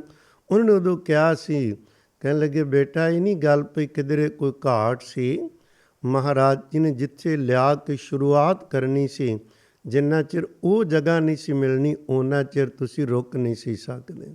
ਸਤ ਬਚਨ ਬਾਬਾ ਜੀ ਨੇ ਬਾਬਾ ਵਰਿਆਮ ਸਿੰਘ ਖੁਰਾ ਨੂੰ ਮਾਤਾ ਕਹਿਣ ਲੱਗੀ, ਪੁੱਤਰ ਤੂੰ ਸਾਧ ਲੱਭਦਾ ਫਿਰਦਾ, ਆ ਸਾਡੇ ਕੋਲ ਪੂਰਾ ਸਾਧ ਤੈਨੂੰ ਮਿਲਾਵਾਂ। ਉਹ ਰਾੜਾ ਸਾਹਿਬ ਲੈ ਗਏ। ਸਤਿਕਾਰਯੋਗ ਸੰਤ ਬਾਬਾ ਈਸ਼ਰ ਸਿੰਘ ਜੀ ਰਾੜਾ ਸਾਹਿਬ ਵਾਲੇ ਜਦੋਂ ਗਏ, ਕੁਰਸੀ ਲੱਗੀ ਸੀ, ਸੰਗਤ ਦਰਸ਼ਨ ਕਰ ਰਹੀ ਸੀ, ਮਾਂ ਵੀ ਪੁੱਤ ਨੂੰ ਲੈ ਕੇ ਚਲੀ ਗਈ। ਬੈਠੇ ਸਨ, ਜਦੋਂ ਵਾਰੀ ਆਈ ਅਤੇ ਪੁੱਛਿਆ ਬੇਟਾ ਤੇਰਾ ਨਾਮ ਕੀ ਹੈ? ਬਾਬਾ ਜੀ ਨੇ ਬਚਨ ਆਪ ਸੁਣਾਏ ਸੀ ਆਪਣੀ ਰਚਨਾ ਤੋਂ ਵੀ, ਬਾਅਦ ਵਿੱਚ ਪੁਸਤਕ ਦੇ ਰੂਪ ਵਿੱਚ ਵੀ ਰਤਵਾੜਾ ਸਾਹਿਬ ਜੋ ਛਪੀ ਹੈ ਉਹਦੇ ਵਿੱਚ ਹੈ। ਕਹਿਣ ਲੱਗੇ, ਅੱਗੋਂ ਜਵਾਬ ਕੋਈ ਨਹੀਂ ਦਿੱਤਾ, ਨੀਵੀਂ ਪਾ ਕੇ ਖਲੋ ਗਏ। ਸੰਗਤ ਉਡੀਕਦੀ ਰਹੀ, ਮਾਂ ਵੀ ਵੇਖਦੀ ਹੈ ਵੀ ਕੋਈ ਜਵਾਬ ਦੇਵੇਗਾ। ਬਾਬਾ ਜੀ ਨੇ ਫਿਰ ਪੁੱਛਿਆ, ਦੂਜੀ ਵਾਰੀ ਵੀ ਨਹੀਂ। ਸੰਗਤ ਹੱਸ ਪਈ ਵੀ ਬੇਟਾ ਨਾਂ ਦੱਸ, ਤੈਨੂੰ ਮਹਾਂਪੁਰਸ਼ ਨਾਂ ਪੁੱਛਦੇ ਨੇ। ਬਾਬਾ ਜੀ ਖੁਰਾ ਨੇ ਇਸ਼ਾਰਾ ਕੀਤਾ, ਬਾਬਾ ਈਸ਼ਰ ਸਿੰਘ ਮਹਾਰਾਜ ਜੀ ਹੋਰਾਂ ਨੇ, ਵੀ ਰੁਕੋ, ਹੱਸੋ ਨਾ, ਤੁਹਾਨੂੰ ਪਤਾ ਨਹੀਂ। ਤੀਜੀ ਵਾਰੀ ਕਿਹਾ ਬੇਟਾ ਤੁਸੀਂ ਨਾਮ ਦੱਸੋ। ਹੱਥ ਜੋੜੇ ਕਹਿਣ ਲੱਗੇ ਜੀ ਮੈਨੂੰ ਸਮਝ ਨਹੀਂ ਆ ਰਹੀ, ਮੈਂ ਕਿਹੜਾ ਨਾਮ ਦੱਸਾਂ ਇਸ ਜਨਮ ਦਾ ਕਿ ਪਿਛਲੇ ਦਾ, ਉਦੋਂ ਪਿਛਲੇ ਦਾ। ਮੈਨੂੰ ਇੰਨਾ ਪਤਾ ਹੈ ਨਿਰੰਕਾਰ ਇੱਕ ਸੂਰਜ ਹੋਵੇ ਅਤੇ ਮੈਂ ਉਹਦੀ ਕਿਰਨ ਹਾਂ, ਉਹਦੀ ਅੰਸ਼ ਹਾਂ। ਸਰੀਰਾਂ ਦੇ ਨਾਮ ਕਈ ਬਦਲੇ ਨੇ, ਮੈਨੂੰ ਨਹੀਂ ਪਤਾ ਲੱਗ ਰਿਹਾ ਮੈਂ ਕਿਹੜਾ ਨਾਮ ਤੁਸੀਂ ਪੁੱਛ ਰਹੇ ਹੋ ਅਤੇ ਕਿਹੜਾ ਦੱਸਾਂ। ਸਾਰੀ ਸੰਗਤ ਚੌਕ ਗਈ। ਇਹ ਕਿਹੋ ਜਿਹਾ ਬੱਚਾ ਜਿਹਨੂੰ ਅਸੀਂ ਖਸ ਰਹੇ ਸਾਂ, ਨੀਵੀਂ ਪਾ ਲਈ। ਪਰ ਸੰਤ ਬਾਬਾ ਈਸ਼ਰ ਸਿੰਘ ਜੀ ਖੁਰਾ ਨੇ 40 ਮਿੰਟ ਦੁਬਾਰਾ ਨਾ ਜ਼ੁਬਾਨ ਖੋਲ੍ਹੀ ਨਾ ਨੇਤਰ ਖੋਲ੍ਹੇ, ਨੇਤਰ ਬੰਦ ਕਰਕੇ ਸਮਾਧੀ ਸਥਿਤ ਹੋ ਗਏ। 40 ਮਿੰਟਾਂ ਬਾਅਦ ਇੰਨੀ ਗੱਲ ਕਹੀ ਸੀ, ਕਮਾਈ ਬਹੁਤ ਏ ਪਰ ਇੱਕ ਛਾਲ ਹੋਰ ਮਾਰੋ ਤੇ ਬੇੜਾ ਭਾਰ ਏ। ਇਹ ਹੁਣ ਰਮਜ ਹੁੰਦੀ ਏ, ਛਾਲ ਕੀ ਮਾਰਨੀ ਏ। ਪਿਆਰਿਓ, ਛਾਲ ਮਾਰਨ ਦਾ ਸਮਝ ਵੀ ਜਿਸ ਰਾਹ 'ਤੇ ਪੈ ਜਾਈਏ ਨਾ, ਉਧਰ ਦੇ ਗਿਆਨ ਖੁੰਦਾ ਤੁਰਿਆ ਜਾਂਦਾ ਹੈ। ਬਾਹਰੋਂ ਵੀ ਤੁਸੀਂ ਵੇਖ ਲਓ, ਜਿਹੜੀ ਚੀਜ਼ ਦੇ ਆਪਾਂ ਗਾਹਕ ਹੋਈਏ ਉਹਦੇ ਨਾਲ ਦੀਆਂ ਸੰਬੰਧਿਤ ਫਿਰ ਚੀਜ਼ਾਂ ਮਿਲਦੀਆਂ ਜਾਂਦੀਆਂ। ਜਿਹੜੇ ਬੰਦੇ ਰੂਖਾਨੀਅਤ ਦੇ ਰਾਹ 'ਤੇ ਨਹੀਂ ਤੁਰਦੇ, ਉਹਨਾਂ ਨੂੰ ਇਹਨਾਂ ਗੱਲਾਂ ਦੀ ਬਹੁਤੀ ਸਾਰ ਨਹੀਂ ਹੁੰਦੀ। ਜਿੱਥੇ ਮਹਾਰਾਜ ਨੇ ਉਹਨਾਂ ਨੂੰ ਰੱਖਿਆ, ਉਹਨਾਂ ਨੂੰ ਉਹਦਾ ਪਤਾ ਹੈ। ਇੱਕ ਛਾਲ ਖੁੰਦੀ ਏ ਵੀ ਕਿਸੇ ਪੂਰਨ ਸਾਧੂ ਦੀ ਸੰਗਤ ਵਿੱਚ ਰਹਿ ਕੇ ਉਹਦੇ ਹੁਕਮ ਨੂੰ ਕਮਾਉਣਾ ਬਹੁਤ ਔਖਾ ਹੈ। ਕਿਉਂਕਿ ਸਾਧੂ ਨੇ ਹੁਕਮ ਉਹ ਕਰਨਾ ਹੈ ਜੋ ਇਸ ਹੁਕਮ ਮੰਨਣ ਵਾਲੇ ਨੂੰ ਚੰਗਾ ਨਾ ਲੱਗੇ, ਉਹਦੀ ਸੋਚ ਦੇ ਉਲਟ ਹੋਵੇ ਜਾਂ ਸੋਚ ਤੋਂ ਉੱਪਰ ਹੋਵੇ, ਜਿੱਥੋਂ ਤੱਕ ਉਹਦੀ ਸੋਚ ਨਾ ਪਹੁੰਚੇ। ਅਤੇ ਖੋਮੇ ਡਿੱਗਣ ਨਹੀਂ ਦਿੰਦੀ। ਅਤੇ ਸਾਧੂ ਦਾ ਕੰਮ ਹੈ ਪੂਰੇ ਦਾ ਜਗਿਆਸੂ ਦੀ ਖੋਮੇ ਰਹਿ ਨਹੀਂ ਦੇਣੀ, ਕਿਉਂਕਿ ਉਹਦੀ ਡਿਊਟੀ ਹੈ ਸਤਿਗੁਰਾਂ ਵੱਲੋਂ। ਹਉਮੈ ਵਾਲੇ ਆਦਮੀਆਂ ਨੂੰ ਅਸੀਂ ਆਪਣੇ ਘਰ ਥਾਂ ਨਹੀਂ ਦਿੰਦੇ। ਜਿੱਥੇ ਹਉਮੈ ਉੱਥੇ ਨਾਮ ਨੇ ਨਹੀਂ ਟਿਕਣਾ। ਸਾਧੂ ਦਾ ਧਰਮ ਹੁੰਦਾ ਹੈ ਵੀ ਉਹਨੇ ਮਹਾਰਾਜ ਦਾ ਅੰਦਰ ਨਾਮ ਟਿਕਾਉਣ ਲਈ ਥਾਂ ਬਣਾਉਣੀ ਹੈ, ਸਤਿਗੁਰੂ ਨੂੰ ਪੇਸ਼ ਕਰਨਾ ਹੈ। ਅਤੇ ਮਹਾਰਾਜ ਇਹਨੇ ਡਿਊਟੀ ਲਾਈ ਹੁੰਦੀ, ਉਹ ਤਾਂ ਹੀ ਹਉਮੈ ਨਹੀਂ ਰਹਿਣ ਦਿੰਦੇ। ਕਦੀ ਕਿੱਧਰ ਲਾਈ ਜਾਣਾ, ਕਦੇ ਕਿੱਧਰ। ਔਖਾ ਹੈ ਬੰਦੇ ਦਾ ਮਨ, ਕਹਿੰਦਾ ਮੈਂ ਕੋਈ ਕਮਲਾ ਵਾਂ, ਮੈਨੂੰ ਕਮਲਿਆਂ ਵਾਂਗੂ ਤੋਰੀ ਰੱਖ ਦੇ, ਕਦੇ ਦਿਨੇ ਕਦੇ ਰਾਤ। ਵੇਖਦੇ ਨਾ ਕਈ ਬੰਦੇ ਈਰਖਾ ਕਰਨ ਲੱਗ ਪੈਂਦੇ ਨੇ, ਦੂਸਰੇ ਨਾਲ ਤੁਲਨਾ ਕਰਨਗੇ ਸੇਵਾਦਾਰਾਂ ਨਾਲ। ਉਹਨੂੰ ਤਾਂ ਕਦੇ ਕੁਛ ਨਹੀਂ ਕਿਹਾ, ਮੈਂ ਦਿਨੇ ਰਾਤ ਕਰਾਂ ਮੈਨੂੰ ਤਾਂ ਵੀ ਝਿੜਕਾਂ। ਇਹ ਝਿੜਕਾਂ ਜ਼ਿੰਦਗੀ ਸਵਾਰਦੀਆਂ ਨੇ। ਇਹ ਹੁਕਮ ਤੇ ਪਿਆਰਿਓ ਉਚੇਚਾ ਸੱਟਾਂ ਮਾਰਨੀਆਂ, ਇਹਦੇ ਨਾਲ ਕੀ ਸ਼ੁੱਧ ਸੋਨਾ ਬਣਦਾ ਹੈ। ਕੋਠਾਲੀ 'ਚ ਪਾਉਂਦੇ ਨੇ, ਤਾਂ ਹੀ ਬੜੇ ਬੜੇ ਹੁਕਮ ਹੋਏ। ਇਹ ਦਾਤ ਲੈ ਕੇ ਵਾਪਸ ਮੁੜੇ ਸਨ। ਫਿਰ ਨਾ ਸ਼ੁਰੂਆਤ ਕੀਤੀ ਉਹਨੇ, ਸ਼ੁਰੂਆਤ ਕੀਤੀ ਬੜੀ ਪਿਆਰੀ, ਕਿਉਂਕਿ ਹੁਣ ਅੰਦਰ ਲਗਨ ਤਿਖਾਈ ਸੀ ਅੱਗੇ। ਹੁਣ ਜਦੋਂ ਮਹਾਂਪੁਰਖ ਦਾ ਬਚਨ ਹੋ ਗਿਆ ਅਤੇ ਇਸ਼ਾਰਾ ਵੀ ਨਾਮ ਜਪਣਾ ਹੈ।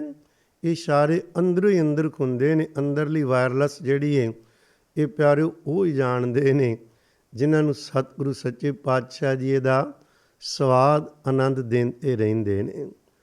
ਸਤਿਗੁਰੂ ਜੀ ਅਤੇ ਪੂਰਾ ਸਾਧੂ ਕਦੇ ਆਪਣੇ ਜਗਿਆਸੂ ਤੋਂ ਸਤਸੰਗੀ ਤੋਂ ਦੂਰ ਨਹੀਂ ਹੁੰਦਾ। ਸਰੀਰ ਕਰਕੇ ਭਾਵੇਂ ਜਿੱਥੇ ਮਰਜ਼ੀ ਖਾਣ ਬਦੂਰੀਆਂ, ਅੰਦਰੋਂ ਸਦਾ ਉਹ ਨਾਲ ਹੁੰਦੇ। ਕਹਿਣ ਲੱਗੇ ਵੀ ਮੈਂ ਬੰਦਗੀ ਕਰਨ ਚੱਲਿਆ, ਤੁਰ ਪੈ ਕਰੋ। ਤੁਰੇ ਗਏ ਕਈ ਜਗ੍ਹਾ ਤੋਂ ਘੁੰਮਦੇ ਘੁਮਾਉਂਦੇ ਵੀ ਇਕਾਂਤ ਜਗ੍ਹਾ ਲੱਭੇ। ਮਾਨਸਾ ਦੇ ਨੇੜੇ ਚਲੇ ਗਏ। ਜਦੋਂ ਉੱਥੇ ਨਾ ਕਿਸੇ ਝੜੀ ਸੀ, ਝੜੀ ਹੁੰਦਾ ਵੀ ਇੱਕ ਖਾਸ ਜੰਗਲ ਦਾ ਇਲਾਕਾ ਜਿਹਾ। ਪਰ ਜਦੋਂ ਉੱਧਰ ਗਏ ਅਤੇ ਕਹਿੰਦੇ ਆਹ ਜਗ੍ਹਾ ਠੀਕ ਹੈ। ਹੁਣ ਇਹ ਨਹੀਂ ਫਿਕਰ ਵੀ ਇੱਥੇ ਬੈਠਾਂਗੇ ਪ੍ਰਸ਼ਾਦਾ ਕਿੱਥੋਂ ਛਕਾਂਗੇ, ਕਿਧਰੇ ਬਿਮਾਰ ਨਾ ਹੋ ਜਾਈਏ, ਰਾਤਾਂ ਨੂੰ ਨਾ ਕੋਈ ਖਾ ਜਾਏ, ਦਿਨੇ ਨਾ ਕੋਈ ਆ ਜਾਵੇ। ਨਹੀਂ, ਬਸ ਅੰਦਰ ਇੱਕੋ ਚੀਜ਼ ਉਹਦੀ ਬੰਦਗੀ ਉਹ ਲੈ ਕੇ ਤੁਰ ਪਏ ਨੇ। ਧੰਨ ਗੁਰੂ ਅਮਰਦਾਸ ਪਾਤਸ਼ਾਹ ਦੀ ਸਿਫਤ ਕਰਦੇ ਹਾਂ। ਭੱਟਾ ਨੇ ਕਿਹਾ ਨਾ, ਤੈ ਪੜਿਓ ਇੱਕ ਮਨ ਤਰਿਓ ਇੱਕ ਕਰ ਇੱਕ ਪਛਾਣਿਓ, ਨੈਣ ਬੈਣ ਮੋ ਇੱਕ ਇੱਕ ਦੋ ਠਾਏ ਨਾ ਜਾਣਿਓ। ਕਹਿੰਦੇ ਜਦੋਂ ਕੋਈ ਤੁਰਦਾ ਹੈ ਨਾ ਇੱਧਰ, ਅਤੇ ਮਹਾਰਾਜ ਦੇ ਬਚਨ ਨੇ ਪ੍ਰਮਾਤਮਾ ਕੀ ਕਰਦਾ ਏ। ਕਹਿੰਦੇ ਜੇ ਪੜ੍ਹਦੀ ਸੁਰਤੀ ਤੇ ਇੱਕ ਨੂੰ, ਮਨ 'ਚ ਧਰੀ ਤੇ ਕੇਵਲ ਇੱਕ ਵਾਹਿਗੁਰੂ ਨੂੰ, ਪਛਾਣ ਕਰਦੀ ਏ ਸੁਰਤੀ ਤੇ ਕੇਵਲ ਇੱਕ ਵਾਹਿਗੁਰੂ ਨੂੰ। ਬੜੇ ਪਿਆਰ ਇਹਦੇ ਬਚਨ ਨੇ। ਕਹਿੰਦੇ ਨੈਣਾ ਨਾਲ ਵੇਖਣਾ ਵੀ ਇੱਕ ਨੂੰ, ਅਤੇ ਬਚਨਾਂ ਨਾਲ ਗੱਲ ਵੀ ਇੱਕ ਦੀ ਕਰਨੀ। ਦੂਜੀ ਥਾਂ ਹੀ ਨਹੀਂ ਰਹਿ ਜਾਂਦੀ। ਦੂਜੀ ਥਾਂ ਪਰਮੇਸ਼ਰ ਰਹਿਣ ਹੀ ਨਹੀਂ ਦਿੰਦਾ। ਉਹਨਾਂ ਲਈ ਕੋਈ ਦੂਜਾ ਹੈ ਨਹੀਂ, ਨਾ ਦੂਜੀ ਥਾਂ ਨਾ ਕੋਈ ਦੂਜਾ ਆਦਮੀ। ਜੇ ਕੋਈ ਕਹਾਣੀ ਹੈ ਅਤੇ ਤਾਂ ਹੀ ਮਹਾਰਾਜ ਸਾਨੂੰ ਕਹਿੰਦੇ ਨਾ ਵੀ ਅਰਦਾਸ ਕਰਿਆ ਕਰੋ, ਜੇ ਤੂੰ ਤੁਠਾ ਕਿਰਪਾ ਨਿਦਾਨ, ਨਾ ਦੂਜਾ ਵੇਖਾ। ਇਹਾ ਪਾਈ ਮੂੰ ਦਾਤੜੇ, ਨਿਤ ਹਿਰਦੈ ਰੱਖਾਂ ਸੰਭਾਲ। ਹੇ ਦਾਤਿਆ, ਜੇ ਤਰੁੱਟ ਪਿਆ ਹੈ ਨਾ, ਮੈਨੂੰ ਦੂਜਾ ਨਾ ਦਿਸੇ। ਇਹ ਹੁਣ ਮੰਗ ਹੈ ਨਾ ਵੀ ਮੈਂ ਸਦਾ ਹੀ ਹਿਰਦੇ ਵਿੱਚ ਤੇਰਾ ਸਿਮਰਨ ਸੰਭਾਲ ਕੇ ਰੱਖਾਂ। ਅਤੇ ਜਦੋਂ ਕਿਸੇ 'ਤੇ ਕਲਾ ਵਰਤਦੀ ਉਦੋਂ ਕਹਿੰਦਾ ਤੁਧ ਬਿਨ ਦੂਜਾ ਨਾਹੀਂ ਕੋਏ, ਤੂੰ ਕਰਤਾਰ ਕਰੈ ਸੋ ਕੋਈ। ਦੂਜਾ ਹੈ ਹੀ ਨਹੀਂ, ਦੂਜੀ ਜਗ੍ਹਾ ਹੀ ਨਹੀਂ। ਬਾਬਾ ਜੀ ਇੱਥੇ ਬਹਿ ਗਏ, ਦਿਨੇ ਰਾਤ ਬੰਦਗੀ, 11 ਤੋਂ 1 ਰਾਤ ਨੂੰ ਆਰਾਮ ਕਰਨਾ ਅਤੇ 22 ਘੰਟੇ ਨਾਮ ਜਪਣਾ ਹੈ। ਲਗਾਤਾਰ ਬੈਠਣਾ। ਜੇ 4 ਦਿਨ ਗੁਜ਼ਰੇ ਸਨ ਖਾਣ ਪੀਣ ਤੋਂ ਬਗੈਰ, ਅਤੇ ਨਿਰੰਕਾਰ ਨੂੰ ਫਿਕਰ ਹੀ ਮੈਂ ਬੇਨਤੀ ਆਰੰਭ ਵਿੱਚ ਕੀਤੀ। ਉਹ ਰਿਜ਼ਕ ਹੈ, ਉਹ ਪਿੱਛੇ ਪਿੱਛੇ ਲੈ ਕੇ ਤੁਰਦਾ ਹੈ। ਉਸ ਨੇ ਡਿਊਟੀਆਂ ਲਾਣੀਆਂ ਹੁੰਦੀਆਂ ਨੇ। ਜਿਹੜਾ ਬੰਦਗੀ ਲਈ ਤੋਰਦਾ ਹੈ ਉਹਨੇ ਉਹਨਾਂ ਦੇ ਰੱਖਿਆ ਦਾ ਵੀ ਪ੍ਰਬੰਧ ਆਪੇ ਕੀਤਾ ਹੁੰਦਾ ਹੈ। ਪਰ ਅਸੀਂ ਇਹ ਗੱਲਾਂ ਨੂੰ ਪਿਆਰਿਓ ਨਹੀਂ ਵਿਸ਼ਵਾਸ ਵਿੱਚ ਲਿਆ ਸਕਦੇ। ਇਹ ਉਹਨਾਂ ਦੀ ਕਿਰਪਾ ਨਾਲ ਹੀ ਵਿਸ਼ਵਾਸ ਵੀ ਬਣਦਾ ਅਤੇ ਕੋਈ ਤੁਰਦਾ ਵੀ ਹੈ। ਹੋਇਆ ਕਿ ਸਤਿਗੁਰੂ ਜੀ ਦੀ ਕਿਰਪਾ ਨਾਲ ਇੱਕ ਇੱਧਰ ਦਾ ਜਦੋਂ ਇੱਥੇ ਸਮਾਧੀ ਵਿੱਚ ਸਨ, 4 ਕੁ ਦਿਨ ਅਜੇ ਲੰਘੇ ਸਨ ਕਿ ਜਵਾਰ ਕੀ ਕੋਠੀ ਦੇ ਜ਼ਿਲ੍ਹੇਦਾਰ ਸਰਦਾਰ ਖਰਚਰਨ ਸਿੰਘ ਇੱਧਰੋਂ ਕਿਧਰੋਂ ਲੰਘਿਆ। ਸਬੱਬ ਰੱਬ ਨੇ ਬਣਾਉਣਾ ਹੁੰਦਾ। ਉਹਨੇ ਵੇਖਿਆ ਹੈ ਕੋਈ ਨੌਜਵਾਨ ਮਹਾਤਮਾ ਬੈਠਾ ਹੈ, ਕੋਈ ਇਹਨੂੰ ਫਿਕਰ ਨਹੀਂ, ਕੋਈ 4 ਚੁਫੇਰੇ ਤੱਕਦਾ ਨਹੀਂ। ਕੱਲ੍ਹ ਵੀ ਵੇਖਿਆ, ਅੱਜ ਵੀ। ਉਹਨੂੰ ਪਹਿਲਾਂ ਨਹੀਂ ਸੀ ਪਤਾ 2 ਦਿਨਾਂ ਦਾ। ਵੇਖਿਆ, ਦੋਰੇ ਨਮਸਕਾਰ ਕੀਤੀ, ਘਰੋਂ ਪ੍ਰਸ਼ਾਦਾ ਤਿਆਰ ਕਰਕੇ ਲਿਆਇਆ,